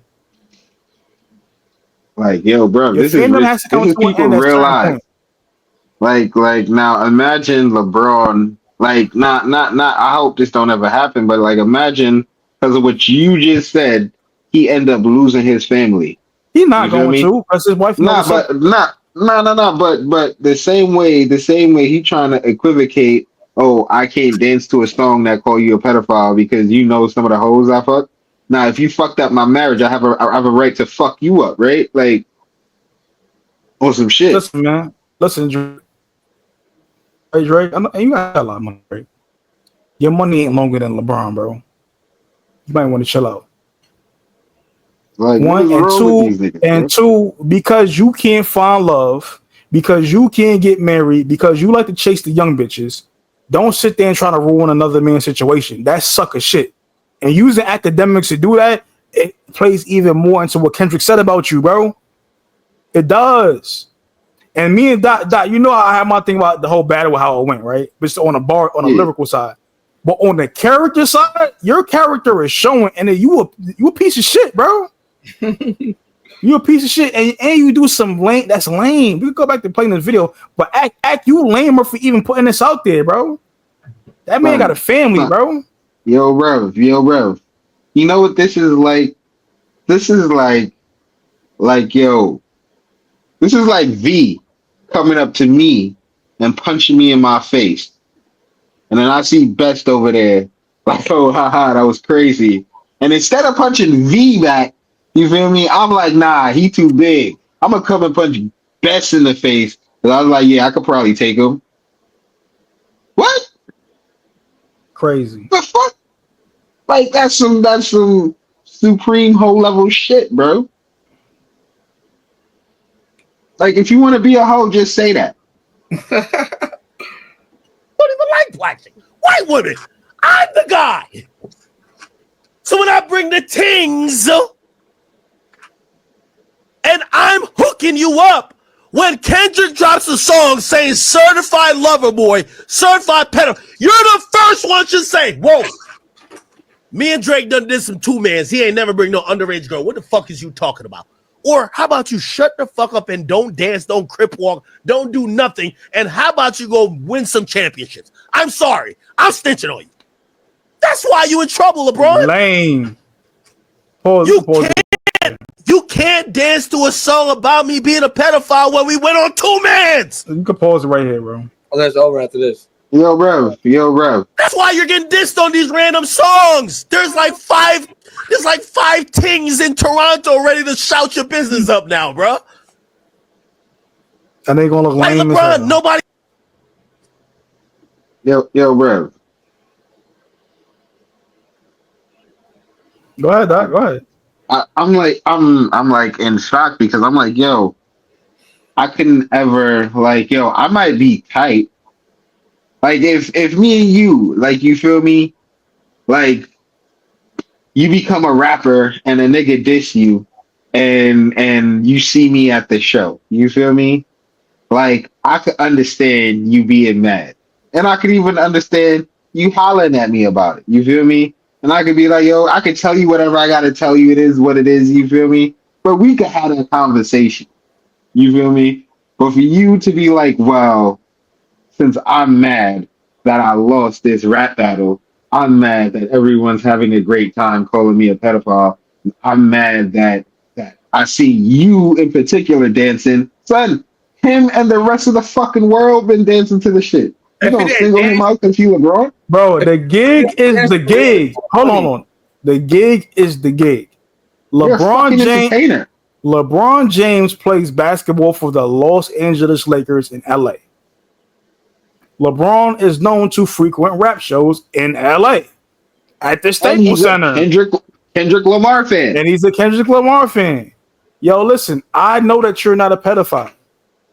But this song, listen, the song is a song. We hear, my wife wanted to be here, right? So we here. That's it. Take it for what it is. I'm not tripping out. Listen, I've been dissed on song before. My only thing, like I always say, you best, just make sure the motherfucker good. Because if this is good, I'll be dancing to the motherfucker. I ain't tripping. Yo, bro, wasn't Drake on stage singing the song at one point? Or was that AI? He made him turn it off. Oh, okay. I was like, because I'm like, son, the song is like you hating on a good song. Like that's crazy. You hating on another nigga that didn't make the good song for dancing to the good song. That's crazy work. Bro, I'm not. LeBron ain't the only one getting that treatment. Remember, DeMar DeRozan came back and played in Toronto. Yeah, but DeRozan is from he from Compton. He said he personally gonna go up there and take the DeMar DeRozan. Bro, he is from Compton. He really heard about everybody that kind of like showed support to that son that he had a relationship with. DeMar DeRozan is from Compton. Like, what you expect? Like, bro, niggas, people from where they from, you get this. It is what it is, bro. Ain't nobody mad. Like, listen, you could be mad at this, right? Because I don't jack the pedophile shit either, right? It don't mean Yo, bro, chill out. I don't jack the pedophile shit either, right? Mm-hmm. But at the end of the day, the rest of the record is still fire. But even if that was the case, if it's not true, why are you so mad? It's a rap battle. Who's saying shit to throw people off? You probably said some shit about him that wasn't true, that you just heard in the streets. You feel me? And that's like say someone like if someone else at this 38 special, you know what they're gonna say? They're gonna say you ratted. That shit has been proven it's not true, but you heard that rumor, so you're gonna go with it. You feel me? That people gonna go off rumors and little shit they heard, even if it's not true, just because it sounds good. For sure. People do that little shit all the time. It shit don't be worth it though. Yeah, bro. Ack is moving like a hoe. Drake been moving like a hoe. Yeah, Ack moving like a super hoe. It was a long time I didn't like Ack because it's a concept he made. That shit right there is hoe behavior. I can't get with that. I was like I felt like he was getting better as a journalist, you feel me? Reporting on things, getting a little bit more objective, finding a little bit more, not being such a stan, but it's like I see I might not have watched enough of his content before I formed that opinion. Because it's like, son, for you to do some shit like this, I'm sorry, I'm snitching on another nigga. On another nigga you didn't go on a 2-man with. That's even crazier work. First of all, thinking that you got the scoop on telling what another man do with his piece as a man. I get if it was Wendy Williams. I get if he was Miss Info. I get if he was what's show that used to be on Tasha K. Tasha K. What's lip service? What's her name? Angela Yee. You feel me? Somebody like that. Miles, man. This is the influence right here. Who the fuck is that? Oh no, I'm sharing my screen. No. Oh. What happened? I don't see your screen shirt. Nah, I turned it off. Oh, but I get if you was in that realm, right? As a man, you know, like if you was Perez Hilton, you feel me? That making sense. You're not Perez Hilton, bro. Why are you doing this? What do you gain by doing this? The affection of Drake, I guess. Like, son, that shit is crazy. Yeah, nigga. And first of all, Drake, you don't do yourself no favors by saying you was setting up 2 minutes with LeBron. That go back to freaky ass nigga. You was 69 God, freaky ass nigga, freaky as hell, bro. Why you out here telling nigga you setting up 2 minutes, bro? That's weird, bro. Shut up. Cause it's like so it's like you was having low freak offs. So who was at the freak offs that LeBron wasn't at? Exactly. So who's to say now? Now because you put shit out there, niggas can start speculating. Like, come on, bro. This is why people don't do that shit. And you know that. That's why him doing that is whole shit. Only reason I said about me and Dot with 2 men earlier because we was having a conversation about FS1. Hey, he's in the presence. He agrees. You talked about exactly. You feel me? You talk about. If Best brought it up, if Best in this conversation, he was like, yeah, you know, because I heard about the 2 men's y'all been on, and y'all I'll be like, yo, that's pillow talking. That's pillow talking. Like, first of all, I didn't even know that you knew, and then like, so that's the part where it's like, yo, that's where the whole shit is, because it's like, it's not even. At least that would have been to me. You feel me? At least I could have asked you a question. I could have given some clarity right there. But it's like, so you just putting that out. Whoever could hear it, that's crazy work. Nah, that's a fact. The next thing I'm gonna move on. Did anybody got anything more to say about that? So you got anything more to say? I have nothing else to say other than academics. You need to shut the fuck up. Because it's a bunch. If you want to get into that professional athlete now cheating on their spouses or significant others, you can open up a lot of things and act. You got a history, bro. You got a history. You want niggas like, bro? We just talked about how LeBron James' money is long. LeBron has a media company. You think you can't get niggas digging into your history? And you post everything, act everything. So, the next thing I want to talk about is Blackboy Max. I don't know if y'all familiar with that platform. I'm not, but I've seen the situation. Okay, so Platform Mac has a new platform. It's not new, but it's been catching momentum lately. It's called In the Booth, where basically he engineers and produces beats while artists come and record on the stream. Like, it's one of the biggest things right now. Like, Drake done shouted it out. I Spice them follow the page and everything. Everybody's on it. Recently, he invited 41 and Trippie Redd originally. Trippie Redd was especially supposed to the platform, but he didn't make it because of the he was shooting a music video. So he ended up inviting the dude with the pink dress. I forgot the rapper name, but he got pink dress, and that guy's under Bass Swag. So they invite 41 and Bass Swag. Bass Swag tells 504 to pull up. You feel me? 504 pull up. They created a song notification what's going on. Lil Tjay just hopped in called 504 while he's at the studio session, or not the studio, during the stream.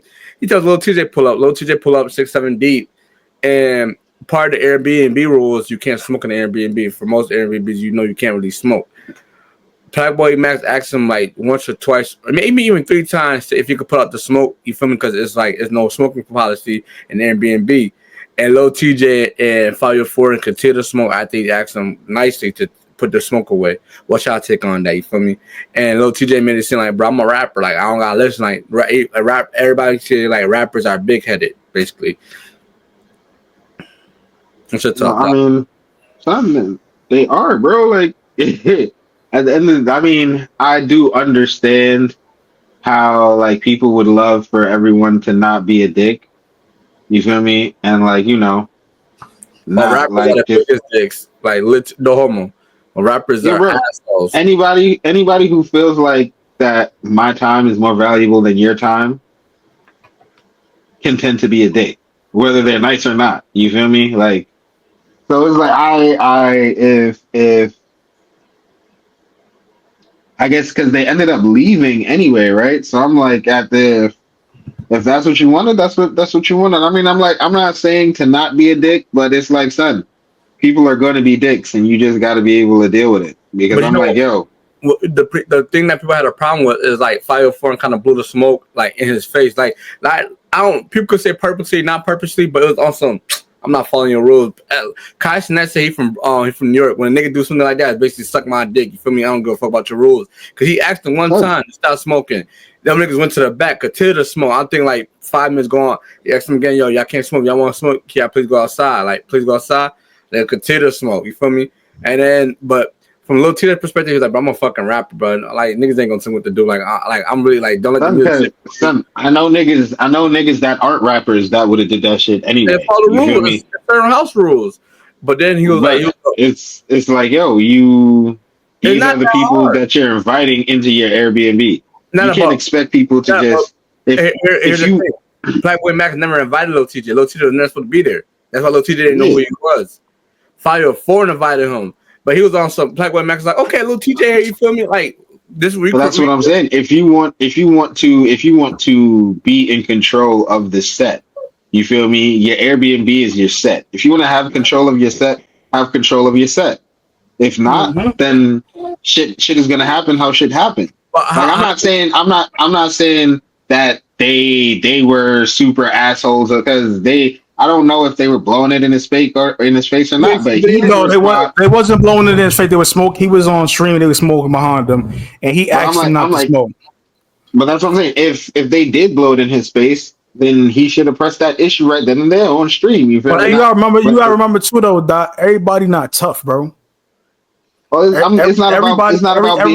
everybody not tough, and everybody don't come with the problem with a lot of these streaming niggas is they'll set up with a location, not have no security, not have nobody to be a buffer in case that there's something that goes left. They just be there with their friends, thinking everybody gonna be cool, all that. No. Go ahead, Bess. No, but to get on your point, you said security and stuff like that.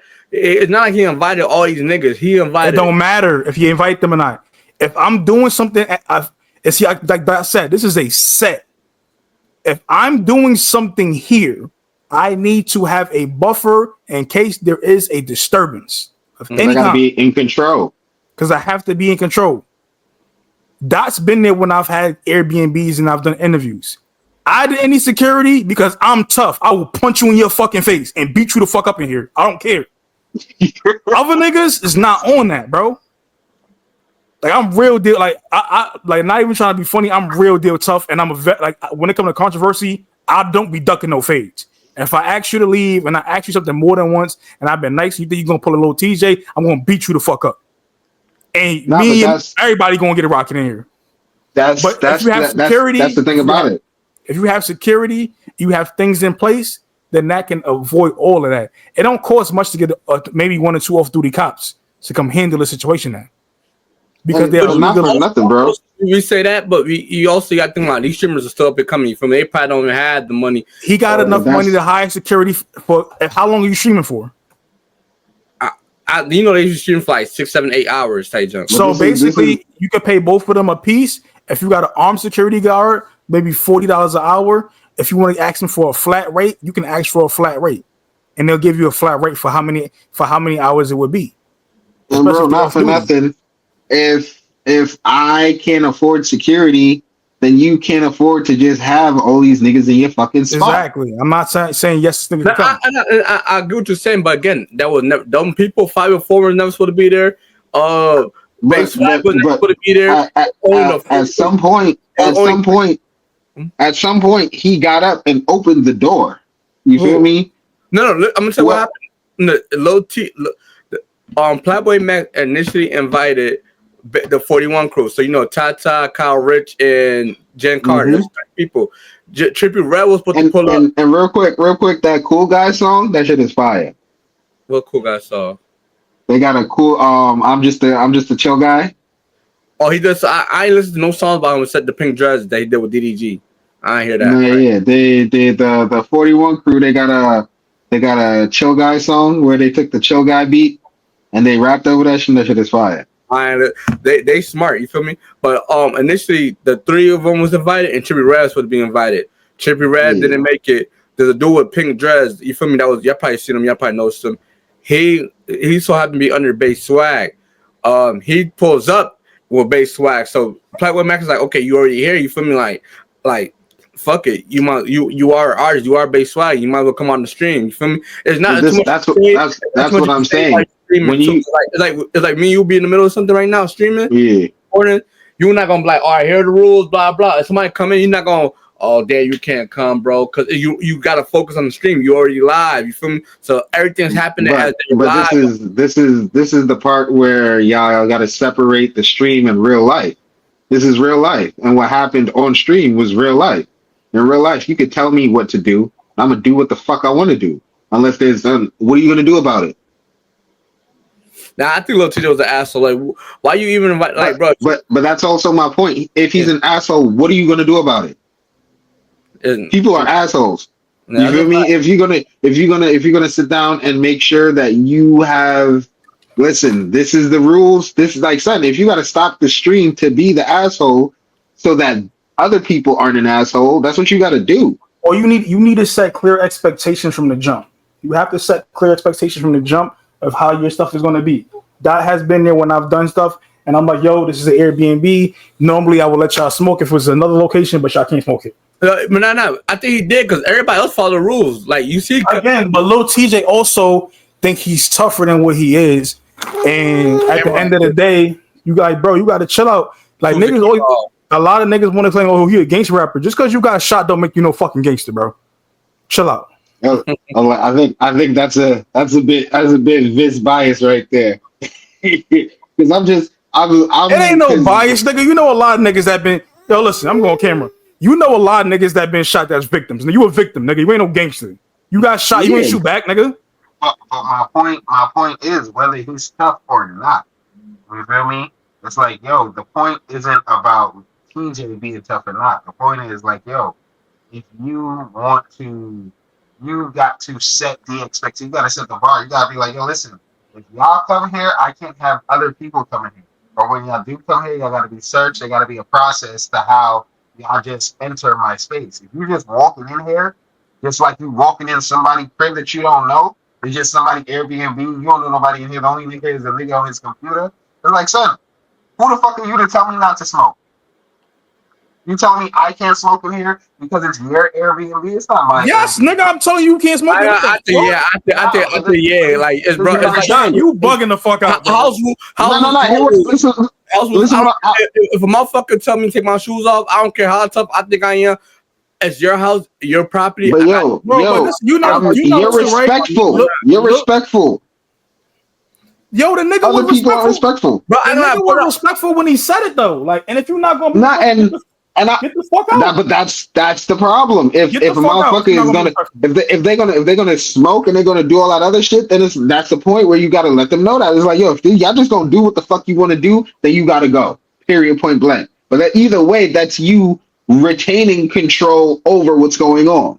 You know what I'm saying? Because I'm saying, yeah, people generally are respectful when you are respectful to them. But bro, that's not the case all the time. There's niggas on Twitter talk about that's the problem with gangsters from New York. They don't got no respect for nobody. Bro, them niggas ain't super gangsters, bro. Like, come on now. Like, that's not what. I ain't gonna lie, bro. We think Young Boy and King Var, like, that's who our young niggas think are some of the most respectable gangsters niggas right now. You feel me, right? I seen a video of Young Boy doing an interview with Bootleg Kev, and his mom said you can't smoke in the Airbnb. You know what he did? It's not about being gangster, it's just about being respected. You feel me? Exactly. It's about rules, bro. Niggas think being gangster mean I could be an asshole. No. Being gangster and being an asshole is two different things, bro. Just because you gangster don't mean that you don't. There's rules to being a gangster, bro. I ain't gonna lie. I remember Vice said this in a High 97 interview. He said, "Niggas you supposed to only be gangster when it's time to become gangster. When there's shit going on, and we turn to gangster. Every other time you supposed to be cool. Who wants to be gangster 24/7? Nobody. Who wants to be gangster 24/7? X. That's just ass. At the same time, when you got some money too, bro. So like you not. I hope you're not in the hood no more. The fuck you got? Not in the hood no more. Yo, you know where he got shot? He got shot at in the same spot where Joe Budden was naked at. I'm weak.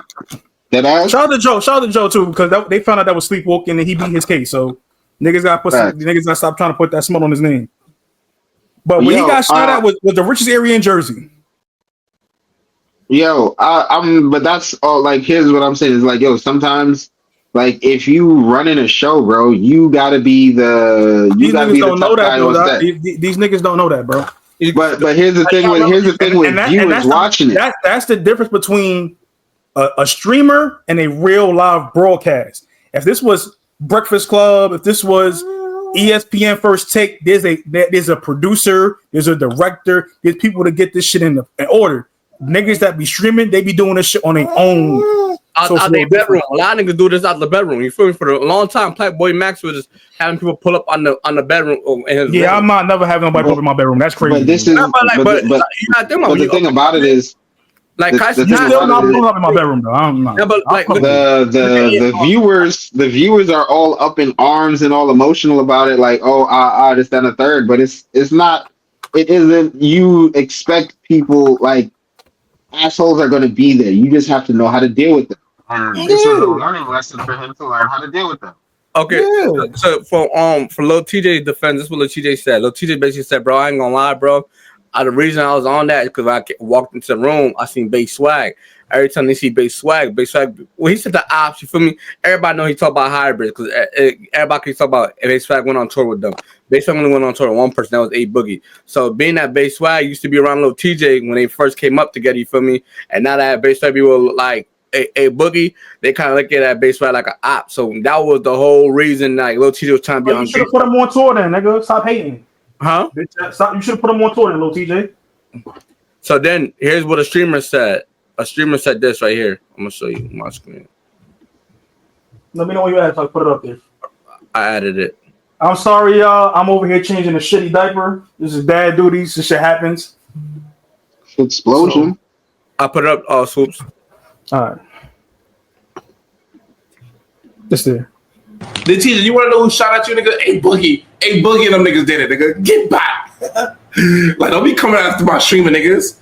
Go shoot at them high bridge niggas, D-man. Go shoot at them high bridge niggas. Them niggas clicked at you 7 times. It's them high bridge niggas clicked at you, yeah. Like, it was them niggas. I'm snitching. I want to see beef. I want to see body shot. Don't come to the streamer side, nigga.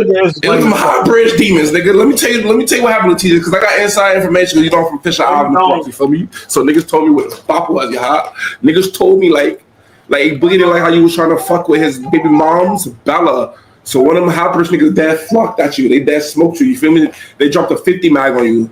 You survived, so now you gotta get back. It was one of them niggas. Don't be coming after my streaming niggas. Go clap at one of them high bridge. The teacher, you want to know who shot at you, nigga? Hey. We can stop this. So that's not necessary. No, but this is Lil TJ homeboy. That bro, that's not. I know some other shit. That's not necessary. I'm not saying it wasn't or it was high bridge dudes. I could see that happening, but it wasn't over no damn Bella, bro. But this was Lil TJ's out like perspective on it, because this is even Lil TJ homeboy kind of saying, I ain't gonna lie, Bass Swag be with the ops. Who else is the ops? Because the nigga that did is in jail. And they keep saying nigga that Bass Swag went on tour with a nigga. Bass Swag only went on tour with A Boogie and Cass Cobain. And he don't got a problem with Cass Cobain. Hey, my nigga, you should have put him in position. When the last time Lil TJ went on tour? Now they say he came back from a European tour. Again, now I talk about European. It's a lot of niggas that do European tours, bro. Because you know why? They can't do tour America. That's why. Mm-hmm.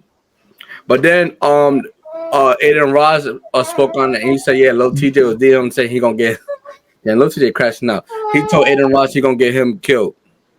Lil TJ is a goofy, bro. Like, not even because I'm from High Bridge, none of this other shit. This nigga, he did this. Remember, this same thing happened with Kai Cenat just a couple of months or a couple weeks ago, where he beef because he sent Kai Cenat a DM because Kai Cenat be fucking with A Boogie. Remember, Kai Cenat directed A Boogie's video for his last album. Mm-hmm. He got a problem with all the niggas that don't be putting out his shit, but it's like, bro, either make better music or make relationships. You want to try to be out gangsta everybody, bro. They didn't stop making guns when they made yours, bro. So you need to stop it. Just stop. And put up my screen real quick. I'm not sure what the teacher's response was. For the buck, bro, like bro. I pulled up for can 5. Pause that. Can we play the original clip though before him? Because that nigga did not disrespect him, bro, at all. We can play it now. Did I post it? Nah, go back to Lil TJ Jim. We go that to last. We go to that last. Oh. But if I'm gonna keep it a buck, bro, like I pulled up for Favi, Playboy, Black Boy Max. No disrespect, I dead ass didn't know you. I dead ass never heard of you. I pulled up for Favi, bro. Everywhere I go, I be smoking. I pay the fine. How much this shit cost, bro? Real shit, gang. How much this shit cost, bro? Whatever. You got this whole shit, gang. It's you. It's you, gang. Like I feel me. I don't even just deal with niggas like that, bro. I don't know who you is. I feel me. I woke in, I got some whole other shit on my mind. I understand I came through with 20 goons, how you say. Wasn't that many, but I'm TJ, gang. I'm in New York. How you think I'm coming, bro? For me? And my fault, I came through, fucked up your crib. It ain't the end of the world, nigga. I ain't no sorry ass nigga. It is what it is, bro. I told you, bro. You be alright, bro. I pay for that shit. Maybe one day we link up another day. And to why I didn't, I ain't gonna lie. I just felt like you like, yo, one, it felt like smelled like weed already. Two, you like on some, yo, stop smoking, thank you. Nigga, I'm a hood nigga, bro, regardless of the little TJ image, which I'm trying, feel me, keep a mid-ground now, bro, like, I still damn near feel like he was talking a little crazy, bro, like, niggas ain't never do that, y'all never been somewhere, no smoking, walk off, hit the, from the hood gang, that how sensitive y'all gonna be, nigga, it is what it is, bro, life go on, bro, that's how y'all wanna spend y'all day worrying about it, damn. That's what they worry about, 50. They worry about the wrong thing. Y'all worry about me smoking in the house. Pray for Cali. You worry about me smoking in the house. You gotta really think about that, bro. We can take it Like, you feel me? And I wasn't even looking at the comments. I'll say this, right? I respect the fact that he offered to pay for the nigga shit. Feel me? For smoking in the nigga shit. But also, too, right? With Airbnb, if you get hit with enough times of you not being a good guest, you feel me? In these cribs, you cannot get another Airbnb. So I could get why son is also saying he don't want them to smoke in the crib. It's the same thing like if you get Toro, right? And you keep crashing rentals in Toro, they won't let you use Toro no more. Shall I put this video right here? Yeah. Oh, that should be in a bag. I want to smoke. What's that? Is this right? Yeah. Oh. What happened? Stop playing the song? Ladies, hello. Stop playing the song. What'd you say? Stop playing the song. Who's smoking? Who's smoking? Yo, TJ. What's up? Who the Yo, this a B&B. You can't smoke in here. This shit don't go off. or this shit? Yeah. I appreciate you, though. But yeah. Yo, tell say play the song we just made.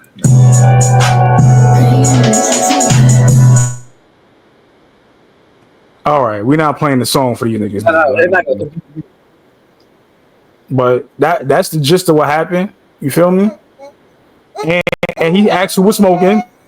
If the niggas felt some kind of way, niggas told on you. Your man told on you. So look at what? You said what?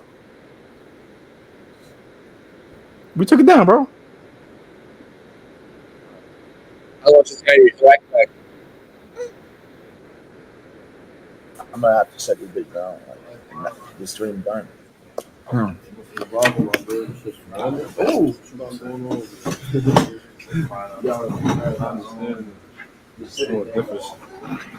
Right, he talked to them again. Down to the back. Backyard. Like there's a backyard. I appreciate y'all.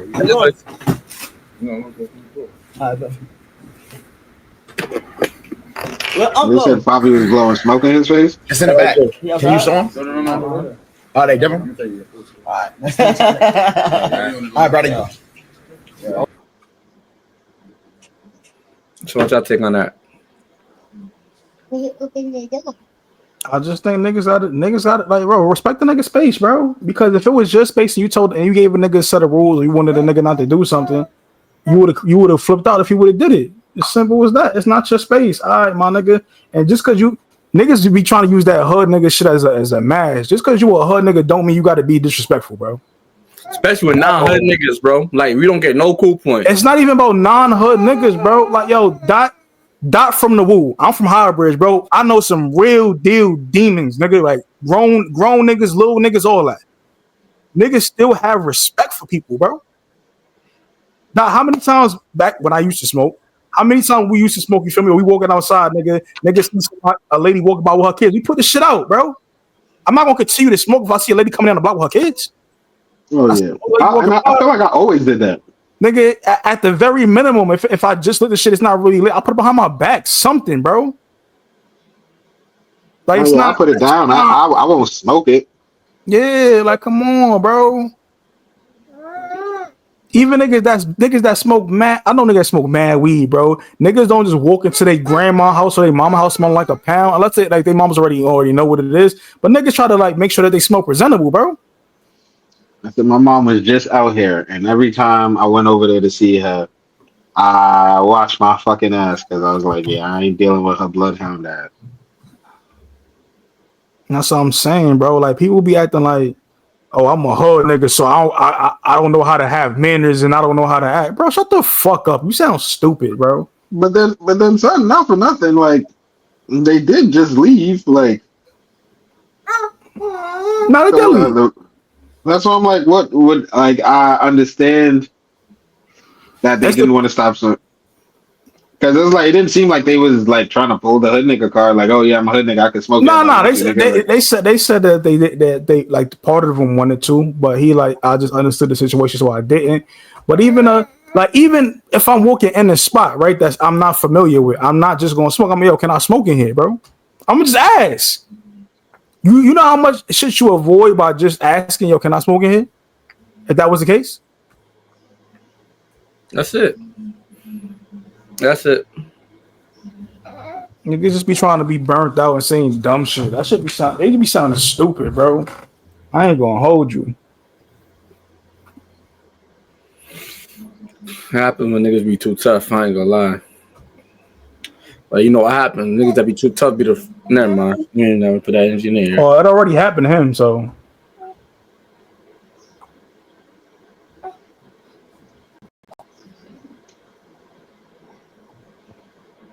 Yeah, but I think anything. I do want to discuss something, but I thought we found love today. I ain't gonna lie. I want to talk about the mall situation, but we've been filming for an hour 51. Which one? What mall situation? The mall with the young niggas broke into the Grease Mall and took all the chains and shit. We're back. You can wrap it up real quick. I don't know nothing about it. You gonna have to tell me. You ain't see the video? You probably sent it, but I probably did not watch that shit. I'm about to tell you. So young niggas in Rochester broke into the Grease Mall with no guns and took a lot of chains. Like 9 chains. All the chains was ugly though. No guns and Grease Mall. Turn my screen share on. Mm-hmm. Should have long too. Like they gonna walk in. This Grease Mall too, not like just a.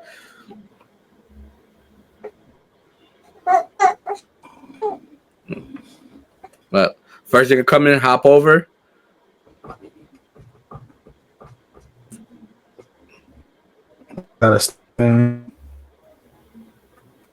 The one nigga with the bat is causing damage, bro. He not even taking nothing. His job was just to break shit. He ain't take nothing, just angry.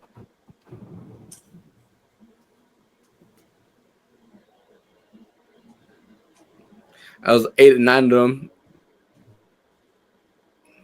And they drove with Kias, you feel me? So as long as you don't wear them chains in Rochester, New York, they'll be all right.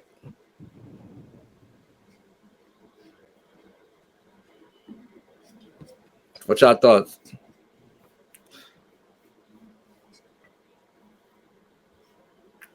Dot, you on mute, Dot. Say niggas doing nigga shit. So you don't got no thoughts? Niggas is broke, bro. What you gonna expect? I'll tell you, young niggas, don't sell that shit in Rochester, though. Don't sell it nowhere in Buffalo. Can't sell at all. Can't take it to a pawn shop. What you could have possibly got for it, you're not gonna be able to get for it because it's stolen. Like this is the thing that niggas don't take it to Atlanta. No, bro, that shit like this is the problem that niggas don't understand, bro. All jewelry they got serial numbers and shit on here, bro. So they have to run this shit through something. When you sell something at a pawn shop that's stolen, if a person reports the item stolen, they run it through a database and go through all 50 states. And if anything is reported about this stolen, they're gonna arrest your ass, bro. Like niggas don't. That'd be the problem with niggas that don't know nothing, bro. You can't sell. You're only gonna get probably half of what you could have got for that because it's stolen. So you can only sell that shit on the street. And because they know it's stolen, you're not gonna get full price for that, bro. Like, don't listen. Best was gonna get y'all niggas jammed up. Y'all was gonna go out there to Atlanta, talk about I'm gonna sell this shit. No, nigga, you going to jail. Or sell to somebody in the streets in Atlanta. Then You can only sell it on the street. Period. You can't sell that, bro. That shit was stolen from a fucking jewelry shop. That shit is registered, bro. It's the same way when you. It's the same way when you. It's the same way if you rob a rapper for a chain. You can't sell that to a pawn shop. You know it's stolen or Rolex. You can only sell that shit on the street. Why you think some niggas be having rollies, bro? Because they buy a stolen rollie. If they sold this shit for real, that shit go for like about 10, 20, 10, 12 grand, 7 grand. But on the street, nigga only paying 3,000 because it's stolen. Shit, I still come up for broke young niggas though. It's not a come up, bro, because it's not the real value of what it is. If you had $0 and you come up 3,000, you got 3,000 for a watch that costs 20, you look stupid. That's a fact, but you had to get off. Bro, no, because you still going to jail for armed robbery, nigga. And just because they didn't have a gun, they had a bat. But that's what T Grizzly put the jail for, was called sledgehammer drink. You had a bat and still considered a weapon, bro. So don't get it confused. Because it's not a gun, don't mean they ain't armed, nigga. It's robbery, bro. Well, I don't think they're gonna get caught because they was driving stolen kids anyway. It don't matter. Somebody gonna tell. When niggas commit crimes like that, they commit more crimes. So somebody's gonna get caught, and somebody gonna run their mouth. And they stole over $1,000 worth of stuff, so now this is a felony. Yeah, they said each chain was worth like 10 bands. Felony, bro. It's over. They get caught. They took like 8. Exactly, and they for all of that, right? That's probably gonna be 100,000 worth of stuff. They might get 20 grand for all that total, bro. It's stolen. And then they still got to divide that by like however many niggas that was there. Exactly. So is that really a come up, bro? No, because you did all that work to get almost over 100,000 worth of stuff, and you can only 80 to 100,000 worth of stuff. And you can only get maybe 20 grand max. Well, it's crazy when everybody found out they had stole the chains. Everybody was on the roster just was trying to pay for them. That's the crazy. I don't think people know about a chains having serial codes on it because I never knew that. Bro, everything has something. Whenever you sell something at a pawn shop, right? They have to run a test to make sure it's not stolen. And why do you think they behind them barricades just to know that at the pawn shop? Because if it's stolen, they're gonna lock you in the store and call the police. Real rap, bro. Because you have to sign. That's why they ask for your ID and shit. I did not know that. But yeah. You also don't know. Listen, man. I know the robbers, man. I bought iPhones off of crackheads, all kinds of shit, man. So it is, but it is what it is. Anything else we want to get into before we get up out of here? No, I think we hit everything. Yep, good 2-hour conversation. Happy New Year's. I think it's our first episode of the year too. Yeah, first hour of the year, New Year, 2-hour episode. Christine will be back next week. Hold on one second. Yo, my boy, what we doing? He was like, yo, son, I want to say what up too, B. He trying to make his podcast. He got y'all ain't say nothing to me. You hating on him, so he trying to make his podcast debut, and you was trying to stop him. Shout out G3. Shout out my boy Jello. My son got a hit. Oh yeah, we ain't even talk about the Jello joint. We gotta let's get into that real quick. He do got a hit. My son got the biggest song of 2025 so far. And Boosie said he gonna be on the remix. He ain't saying nobody yet, but Lil Boosie try to get on, and Moneybagg Yo try to get on. Oh, that might really be a problem then. A whole bunch of rappers are trying to get on, but I feel like he should keep it to himself. Moneybagg Yo should not be on the song. He the one the hottest, huh? Boost, it's not his time to be.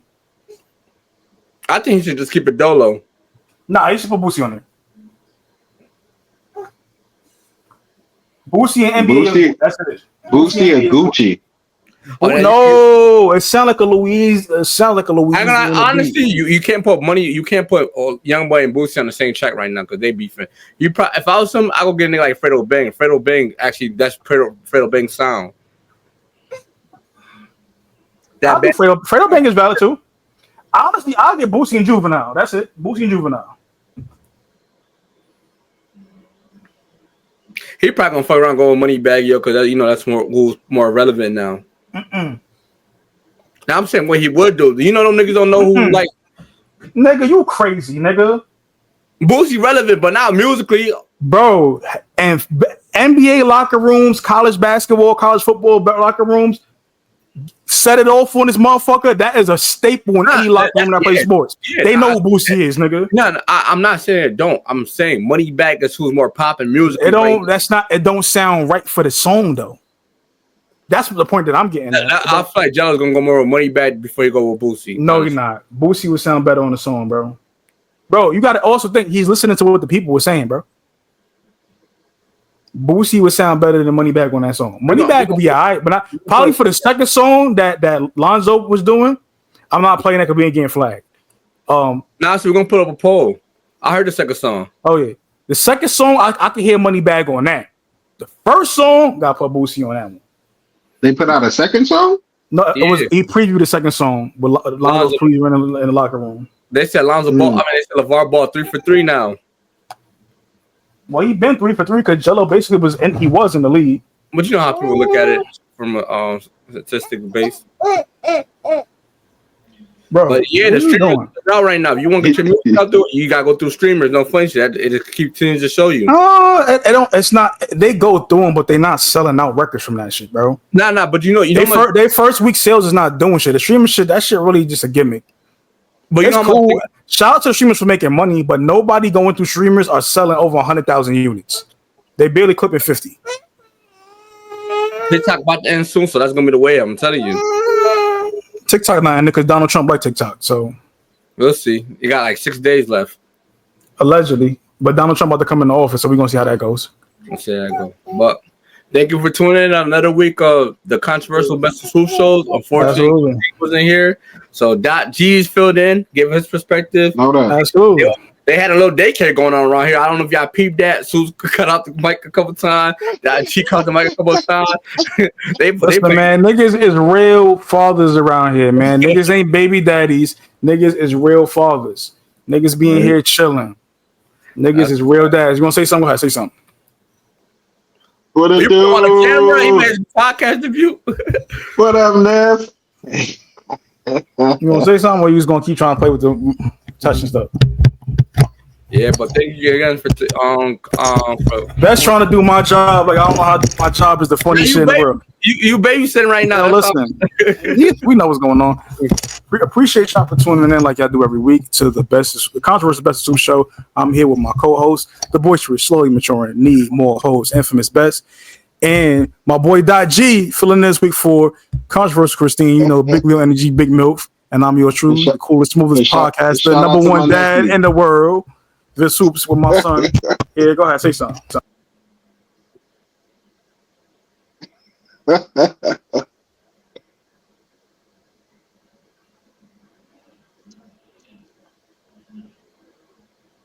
was like, I think you muted, B. I think you muted. My apologies. Like I said, number one dad, Vis Swoops with my son over here trying to touch stuff. Say something. Oh, now you don't want to say nothing. He's talking all that time off mic. Hey, Birdie. We gonna get up out of here. 2025, first episode of the year. Gonna be a great year. We have a guest next week who I'll be coming on for an interview that we're doing. And we're gonna start the end of the year off like that. So we out of here. Catch y'all next week. Appreciate y'all for tuning in like I do every week. And follow us at the CBS Show on all streaming platforms. On all social media platforms. And follow the channel, like, subscribe, and all that good stuff.